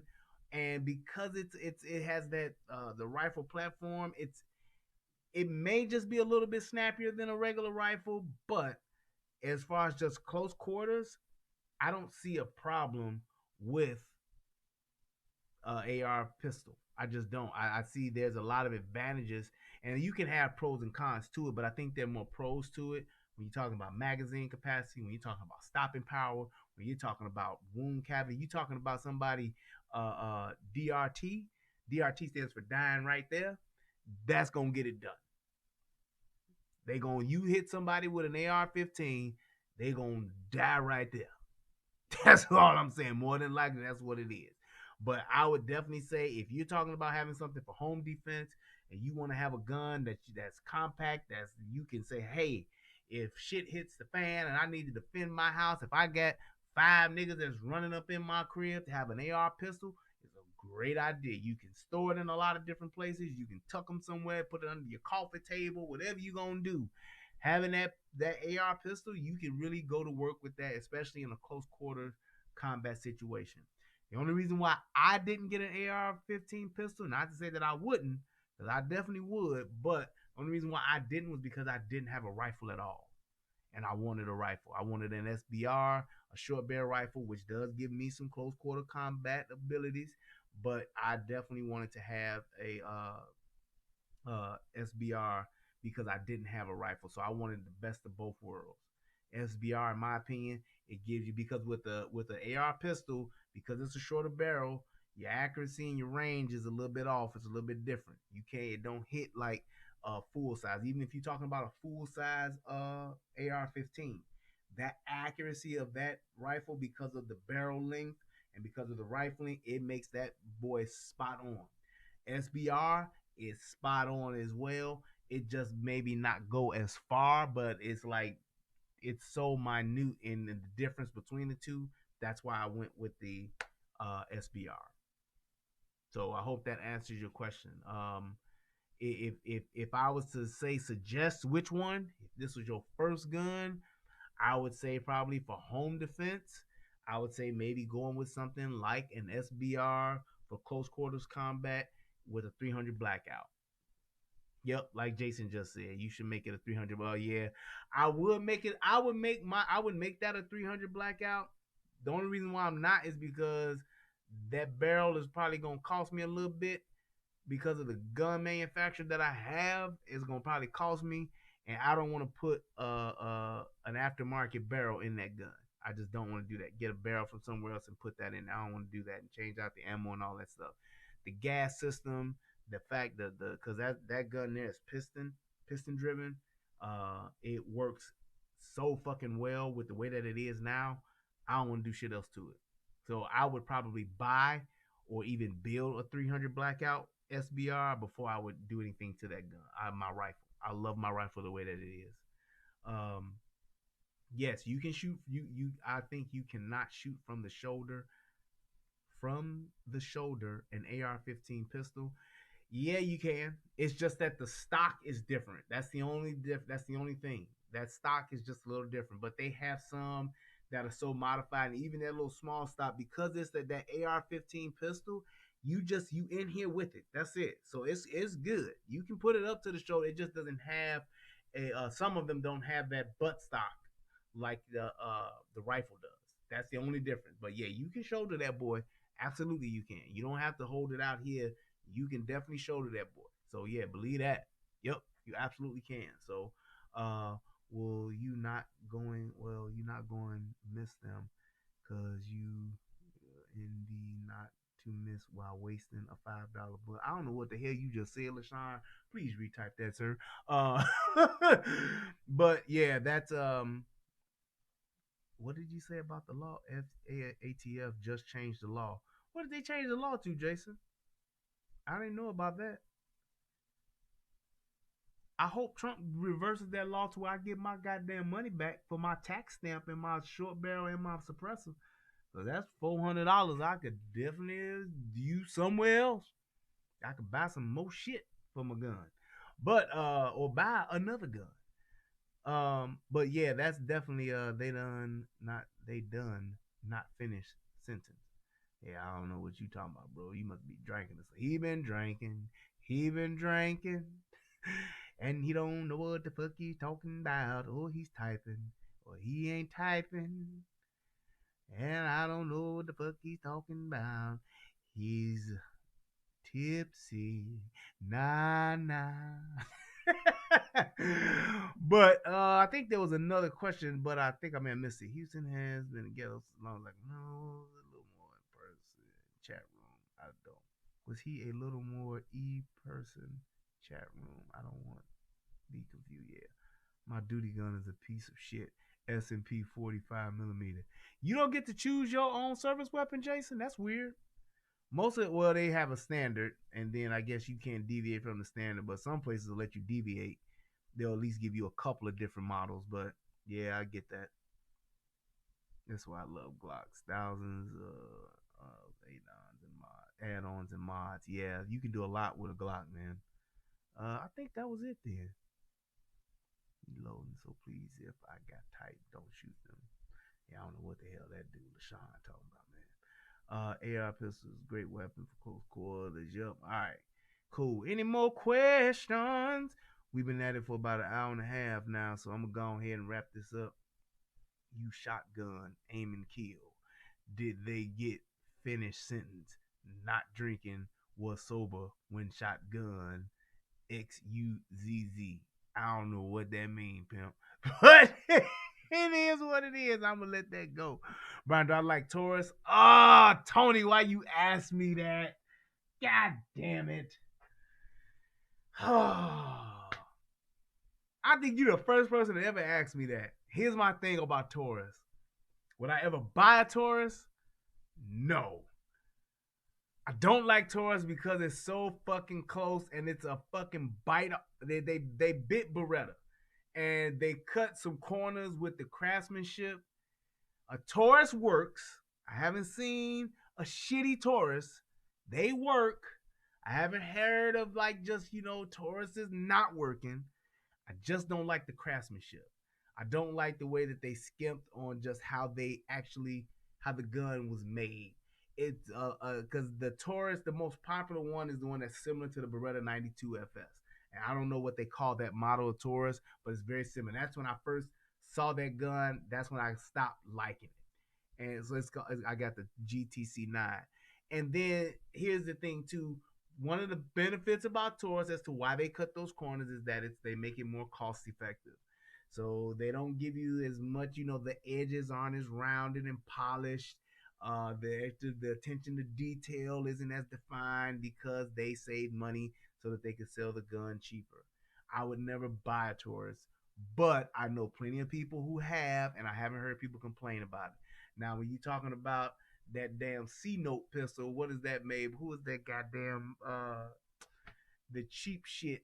Who's that? Y'all know that motherfucker. I always talk shit about them every time I get a chance to. That garbage ass fucking gun manufacturer. They got the gun that's made out of the $100 bills. Why they got the $100 bill? That piece of shit. What is that manufacturer called? Is it a C9 or what is it called? Oh, I can't think of the name of it. It's just a High Point. There you go. The High Point 9C. That's what it is. That's it. Thanks, Easy. That fucking High Point. I will never tell anybody about one of them. I don't give no fucks about that. That gun is shit. It is literally just a gun because of the definition. But I personally believe that no, you don't have to go out and buy a fucking custom made Wilson combat or a custom made Kimber. No, you don't have to go out and spend $1,800 or $2,500 on a fucking handgun. I'm not saying that, but because Kimber has its drawbacks too. Kimber has, even though they're finely made and you're talking about a beautiful firearm, the craftsmanship alone in a fucking Kimber, it is a beautiful gun. They spare no expense with a Kimber. However, Kimbers, especially the ones that are using the 1911 platform, they tend to be very picky with the type of ammo that you use. And people, when you use different types of ammo, like for practice and things like that, Kimbers will act real funny and will jam on you or give you stovepipes and all that type of stuff. You'll have those type of issues with Kimbers. Kimbers are very good guns, but they're very picky when it comes to ammo. So that's my thing about Kimber. But when you're just talking about buying a well-made, high-quality firearm, that's what I always recommend. And I recommend sticking to the main guys that do that. Yeah, you can get somebody to build you something, but the thing about building a gun, especially a rifle, they are cool to build, but you also run into the aspect of being able to fix that gun. If you're not a gunsmith, or if you're not a person that fixed it and put it together, getting somebody else to build you an AR-15 could save you money, but you're now tied to that person, or you're going to have to be tied to someone who can actually help you either do modifications to that gun or to buy replacement parts for that gun, whatever the case may be. You don't have no warranty. You got to go to each particular part manufacturer to do that.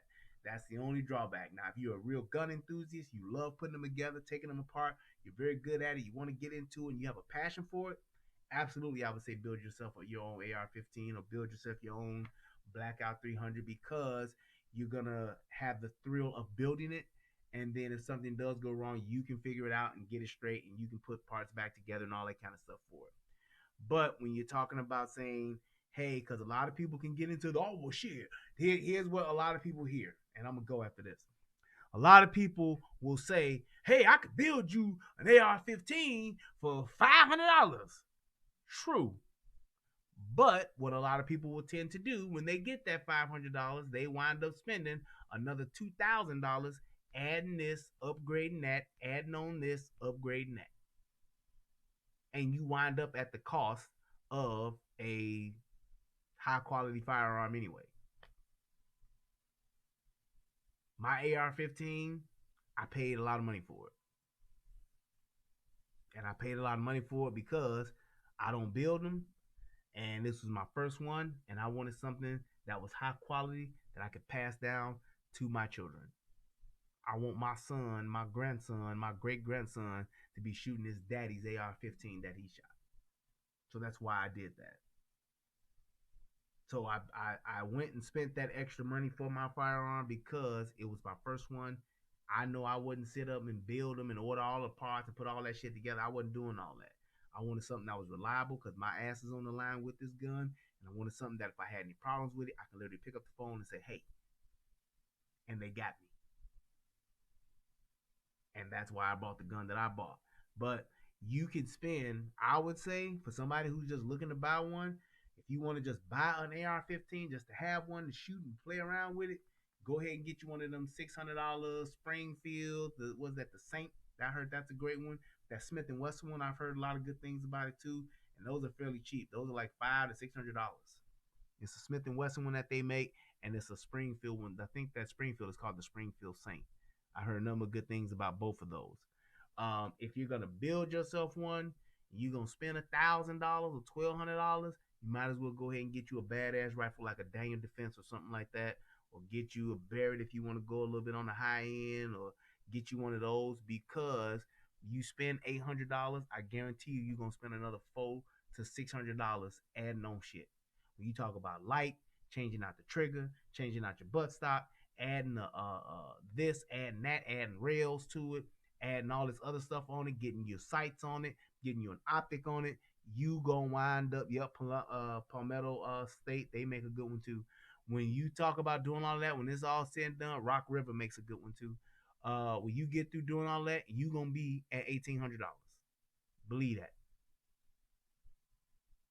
Believe that. Everything on my rifle, suppressor, optic, my sight. Well, my sights came with it. That came with those sights. It came with a Geisley trigger. All of that stuff, but I threw at least another shit $1,500 easy into that rifle. I threw another $1,500 into it.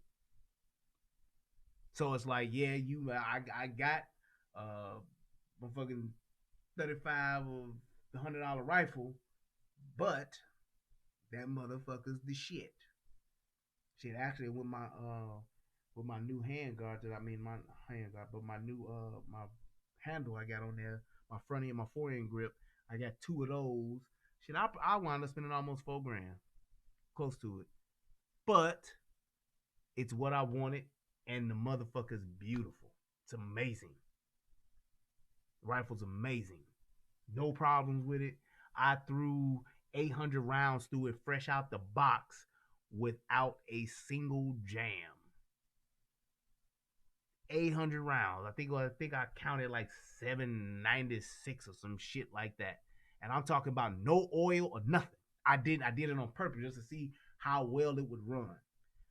No oil, didn't clean a goddamn thing, didn't wipe it down or nothing. For them first, I tried to get to 1,000. I think I had to wipe it down for that when I was at the range, when I got to like 796 or some shit like that. I was at 800 rounds. Well, close to 800 rounds. That's what you do, and that's just gun getting hot, putting it back down, cooling off, not cleaning anything, the carbon buildup and all that stuff. Once I did that, I literally took my rag, wiped that inside down, boom, boom, boom, boom, boom, went right back to work. No problem. So that's what it is. But like I said, it's all relative into what you want to pay and what you want to do with it and what you're going to be doing with it, and just if you want to keep it. If you want to just get you an introductory rifle, you want to spend $500 because you say, well, I'm going to see what I want, see what I like, try this one out, then I'm going to buy me another one. I'm going to build me another one after that. Then absolutely, that's what the $600 AR-15 is for. You want to get one to your 13-year-old kid to just shoot around? Absolutely, that's what it's for. Go get them one. Yep. Basic $600 from I think my wife is going to probably get one eventually. I don't clean guns too often. I still need to frog glue I frog glued my gun too. That frog glue, I swear by it. I frog glued my AR-15, frog glued my handguns. Man, that shit works like it's amazing. I literally like clean. I can take all my guns to the range, shoot them for 2-3 hours, come home and clean them all in 30 minutes. Like cleaned in 30 minutes. That frog lube is amazing. But I want to give a shout out to everybody that checked out the show. I appreciate you guys. Oh, and I want to show you this last part. This is a part. Let me show you this real quick. I think I'm going to just go to 2 hours. Yeah, another 12 minutes. I couldn't believe this shit when I saw this shit, but it came on after I saw this little news part. Watch this fuck shit. And you tell me what you would have done. I may even cut this and add this as a separate video. So let's do this. 5, 4, 3, 2, 1. Ain't that like Janet Jackson? 5, 4, 3, 2, 1. Hello, everybody. I'm Brian Redmond, and this is the Relationship Rehab. And I just wanted to share this video with you guys. What would you do if your kid was at school and they had a particular haircut that wasn't up to the standards of that school, and the school took matters into their own hands? I want you to check this out and tell me what you think. Thank you, Andy. New at 6 o'clock, a haircut controversy in Pearland ISD. The school said the boy's haircut with this design cut into it violates the dress code there. Now, here's where the controversial part of the story comes in. A school administrator took a magic marker and filled it all in. The young boy's mother is understandably not happy about this. Channel 2's Taisha Walker reporting on that story tonight from Barry Miller Junior High School. We have tried multiple times to try to sit down and talk to the mother of that Barry Miller Junior High School student. The mother ended up changing her mind about going on camera, but she had this to say by email. Angela Washington shared this photo of her 13-year-old son Jules's head. If you look closely, you can see where she says a black permanent marker was used to shade in the carved design in his head. KPRC2 has a copy of the statement that says the student's haircut was against the dress code. Quote, hair must be neat, clean, and groomed. Extreme hairstyles such as carvings are not allowed. The statement goes on to say that the campus administrator mishandled disciplinary action and that filling in the hair carving is not a practice condoned by the district. Other parents say they side with the school to a certain extent. Several parents have shared that the district had all parents sign the school's dress code at the beginning of the school year. Still, Washington claims that the coloring of her son's head had racial undertones and says the whole ordeal was humiliating for her son. We're told that that administrator is on leave. The district failed to comment on whether that person is on paid administrative leave. In Pearland, Taisha Walker, KPRC, Channel 2 News. The school. Now, I have never heard of something like this. And my thing is this as well. You know, I get the code. I am not in no disagreement of the code. I'm not in disagreement of the rules of Pearland ISD in Houston. If this is what you guys say, and you say, hey, this is the code that we have, stick to the rules, absolutely. However, somebody putting their hands on my child and coloring in the design that he gets sent to school with, you write my son up, you give him a detention, you call me and send him home, you give him an in-house suspension. I don't care. 3-day suspension. I don't care what you want to do. You penalize my kid by the book. You don't sit there and write in my son's head with a Sharpie or some type of permanent marker or some type of dry erase marker. This was way out of line. This was beyond the scope and the reach and the authority of any school official. That was too far. And if somebody would have did that to my son, I promise you that there would have been some level of physical altercation. That is unacceptable. There are certain things that people can do, and I'm a firm believer in anybody saying what they want to say. Say whatever you want to say. This is America. You should be able to do that. However, when you begin putting your hands on somebody else's child, and especially doing something as degrading, disrespectful, and humiliating as this is, I tell you this, there would be no safe place for that person. Administrative leave, and y'all know, y'all have heard me on plenty of different shows before saying everybody that makes a mistake and does something wrong don't need to lose their job. Yes, that I believe that. You make a mistake, you say the wrong thing that offends somebody or hurts somebody's feelings. Yeah, I get it. You don't need to lose your job. This person needs to lose their job.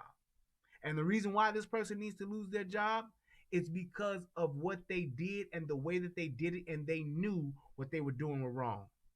You go to your job and you got on something that's not appropriate. What do? They write you up and they send you home. You come to school and your clothes ain't right. You got on a dress that's too tight. You got on something that's too revealing, or you got on something that's too short, or whatever the case may be. What do? They send you to the office and say you need to call your parent and tell them either bring you a change of clothes or they need to come take you home. You will not be in class that way, sir. You can go sit in the principal's office. You can go sit in the security office. You can go sit in the dean's office, the disciplinarian's office. You go sit in the office. Yeah, you can't participate in class. I get it. But to take that kid by the head and to take a marker and to shade in his hair lines that he had put in his head, it's beyond egregious. That in itself, that person should have lost their job. I don't know if they did or not, because like I said, I just stumbled upon this. That person should lose their job. Yes, they should be fired. Go work somewhere else, because obviously what you felt was okay to do to a kid, you don't need to be around them. Because I bet you if that person worked somewhere else, he wouldn't have did that to an adult. Let me come in there and I got Po Pimp in the back of my head. Shout out to my nephew Reese. I got Po Pimp in the back of my head in lines. Send me home, slap me on the head, well, my uncles can slap me on the head or whatever, but bet nobody shade in my nephew's hair, my cousin's hair, or definitely my son's hair. You're not going to do that. You are not going to do that. This was outrageous. Like Auntie Mama say on Cleveland, I'm outrageous. This is outrageous. I couldn't believe that. And it's like, I just couldn't believe it. I could not believe that. And he had like, and what it, if you look at it, it looks like the little thunderbolt line or whatever, or like a lifeline or something. That's pretty much what it looks like. It's like you got the little line in there, then it go up with the little design, then it gone on to the back and to the fade. Whatever. You say facts, say he lying. I don't know. That is unbelievable. There are certain things that you go too far, and then it's a thing to just say, hey man, I can't help you, I can't save you. If that dude parents come and mollywop you in the grocery store parking lot, if they come and they snatch you and take you in a van, you better have your last stand right there, because you probably ain't gonna live after that, partner. And I don't know if it was a man or a woman that did it, but that administrator definitely needs to lose their job. And that mother, well, hopefully there's a father, but I doubt it. But that kid's parent or parents, they need to sue. That was terrible. Terrible. I would lose it if that happened to my son or my daughter. It's like, there's a thing that you did right there. That was, you were making a point, and you were using my son, and you were using them to make an example, and you humiliated them.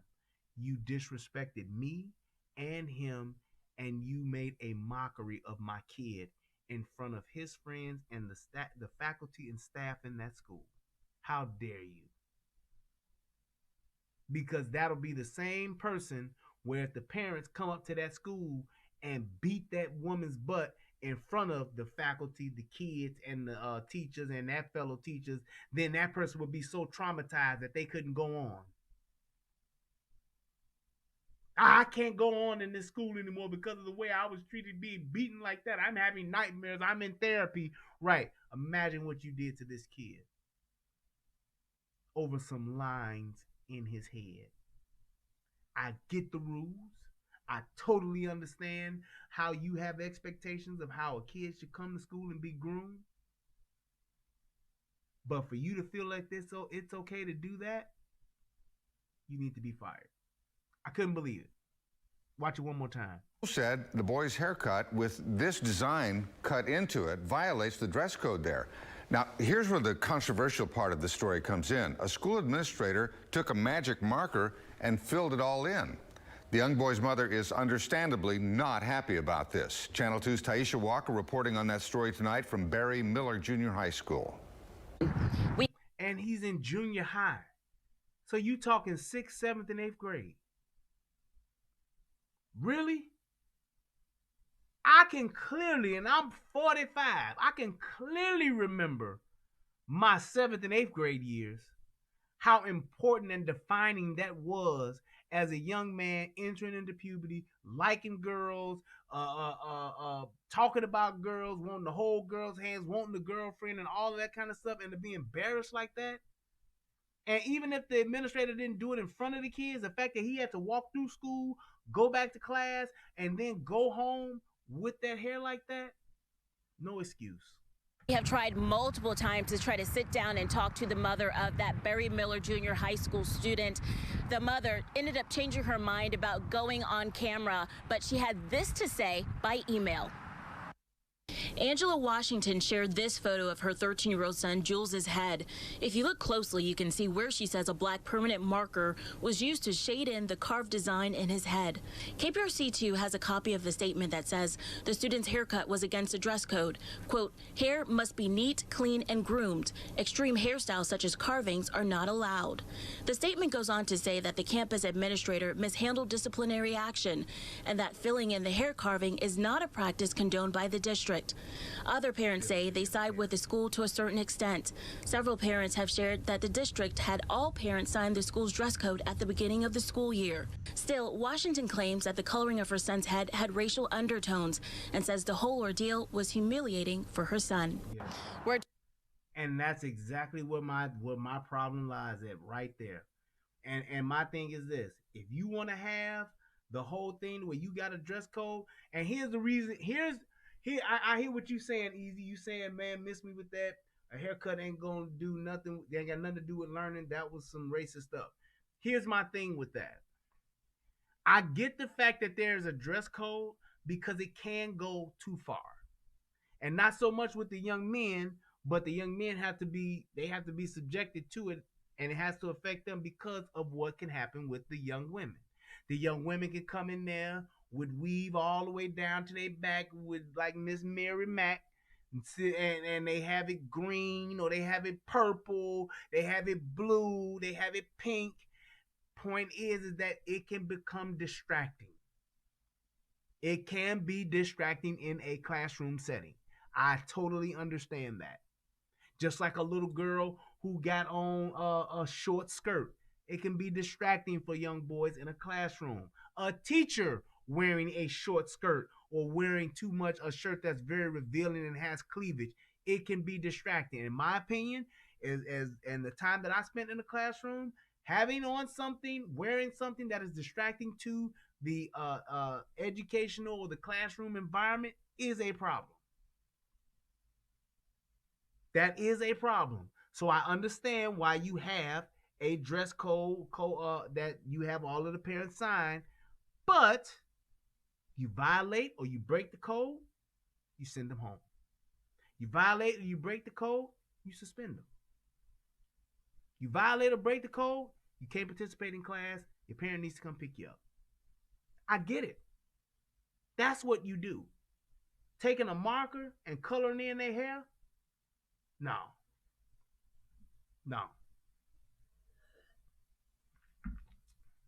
His haircut was clean and neat. It was a very nice fade, but I understand why they don't want lines in their head, because the lines will go too far.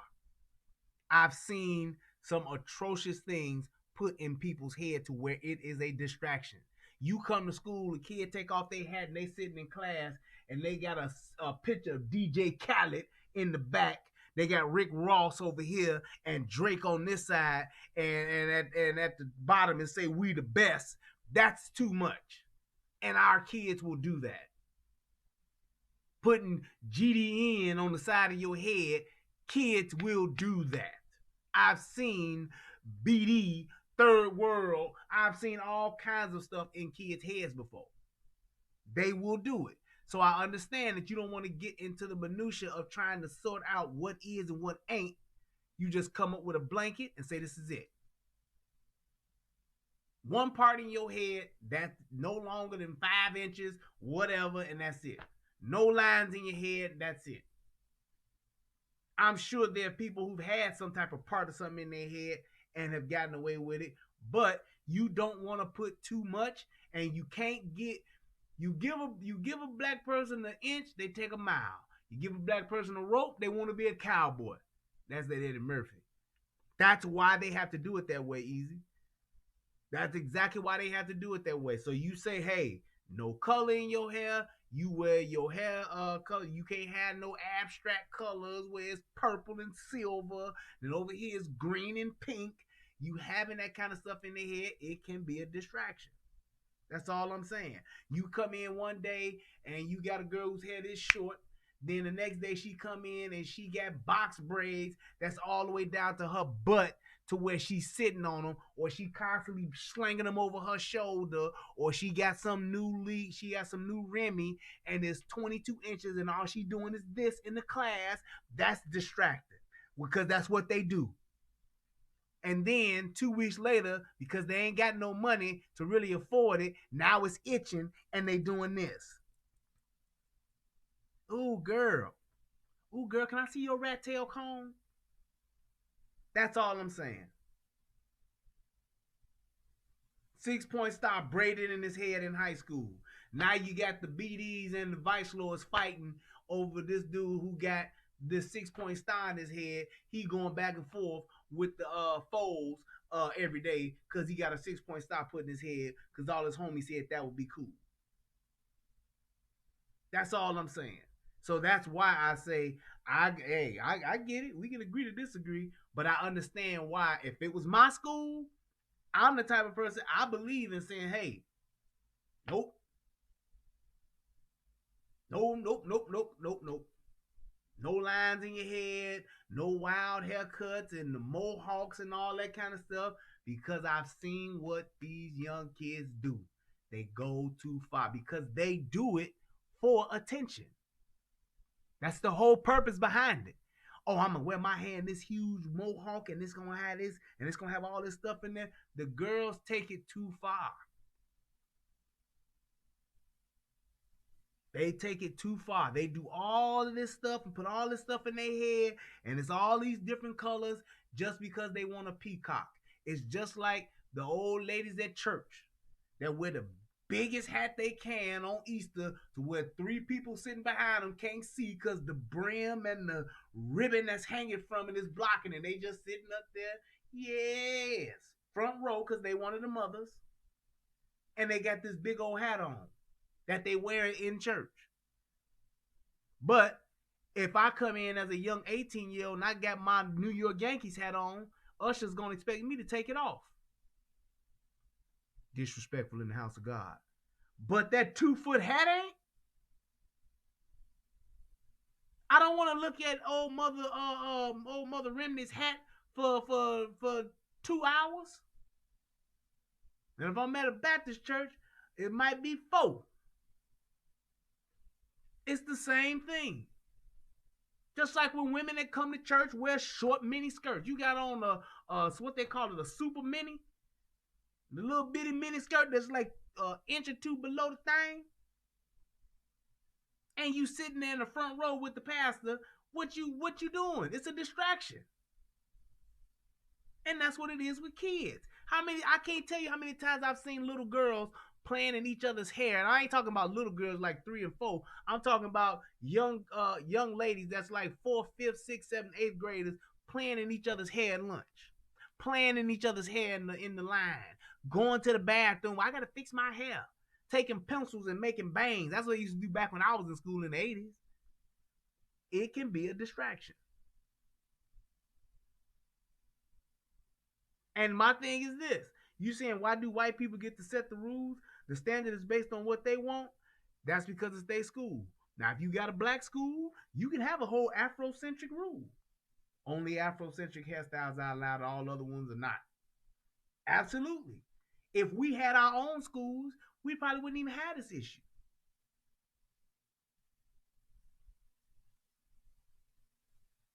We wouldn't have this issue. Get your own school, black folks. Black people, get your own school. Absolutely. Because if you got your own school, I ain't got to worry about that. Got your own dress code, got your own code of conduct, you can have that. You can absolutely have that. But what you got to do, get your own school. Jewish people do it. They do. Greek people do it. They go to Greek school. Shout out to my boy Louis. They do.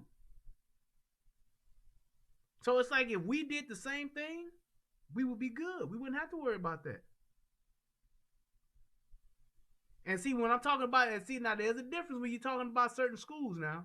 Because if you got your own school, you can have a private school that's based on your own thing, your own curriculum and everything. Or you can have like a charter school, which is still based on the rules and regulations of the school district that you're in. There's still certain guidelines that you have to go by. Yeah, so there's two different things.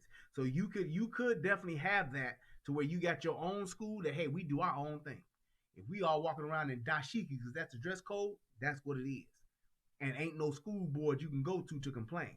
You have a board of directors at your school and that's it. Or you have the person who owns the school and that's it.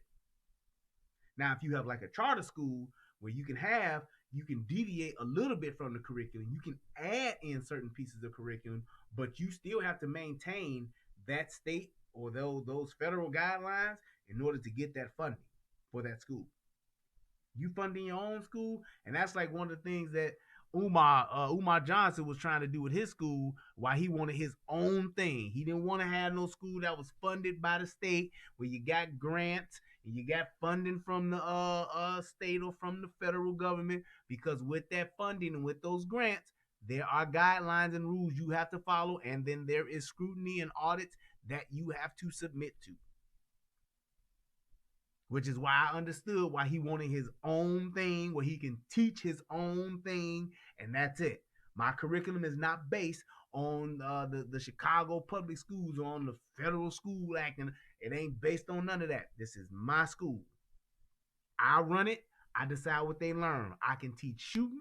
I can teach archery. I can teach financial planning. I can teach all of this stuff in my school, and y'all can't tell me how to do it. Y'all can't tell me what I can or can't teach. I can teach African drum making if I want to. Can't nobody stop it. I can have my school open from 8 to 8. Can't nobody stop it. I can have 2-hour lunches instead of 32-minute lunches. Can't nobody stop it. Teachers can't go to no school union or none of that stuff because it's their school. That's why private institutions cost so much, but the level and the quality of the education, it's so high. They charge more tuition so they can get the best teachers. They can get the best resources. They can get the best financing. They can get all of that stuff because the parents are paying through the teeth for it. That's it. Umar Johnson is a whole terrain joke that no comedian can make funny. My thing is this. I mean, I'm not into all of the details of what Umar is doing. I'm just saying the idea of what he is or what he was trying to do, however that works out, I get it. I get it. So if it's taking them 2 years or if it takes them 10, whatever the case may be, the idea of what he was talking about with that school, I totally get it. I support the idea, but I ain't giving none of my money because I can't see where the money going and what he doing with it, so I don't do that. But that's my point. It's like you have to realize what you're trying to do and the way you're going to do it, which will determine what you can. I mean, the type of funding is going to determine what you can and can't do. And if you don't want to be governed by the government, you can't take the government money. Don't take them government funds. Because if you do, you're subjected to that. Here's what it is. But That's it. That's all I have to say about that. I'm going to read these donations real quick, and we going to get on up out of here. I had a great show. I feel real good about this, man. Thank you guys so much. I appreciate everything that you guys are doing. Click that like button. Click the subscribe button. I definitely appreciate all of you all. All right, my man, Truth Talker Teacher, sent your boy $5. He says, paying it forward for future content. Hit me up on a Wednesday. My brother. Thank you so much, man. I tell you, Doc. Then my man, let's see, who is this? For my man, let me make sure this is right. Yep, my man Tori Walker sent your boy $20. That's what's up. Thank you, sir. My man Brass Man Taker hit your boy up with $6. That's what's up. Man, I tell you, I appreciate y'all, man. Let me go ahead and see what's up on the PayPal side of the game. And we gonna get on up out of here. It's been a good night. Good night. Good night. All righty.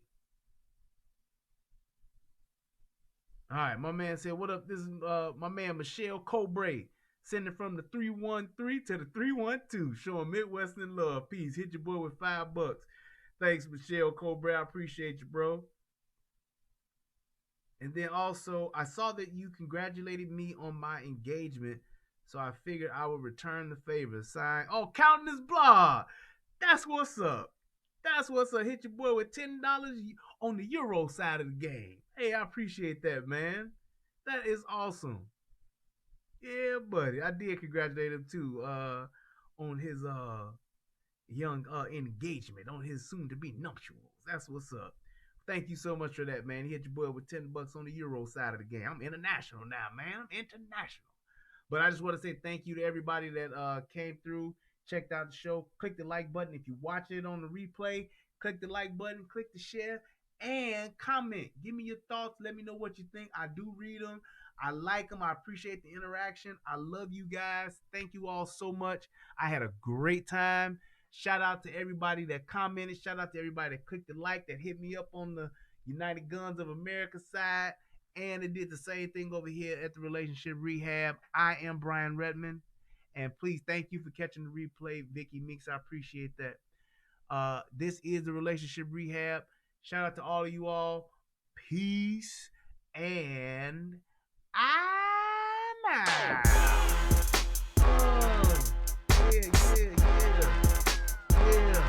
Hey, if you guys got any other questions or anything, I think I might do another gun show. I'm going to do another show tomorrow. Anyway, I don't know what to do about right now, but if there's something about guns, I might do that.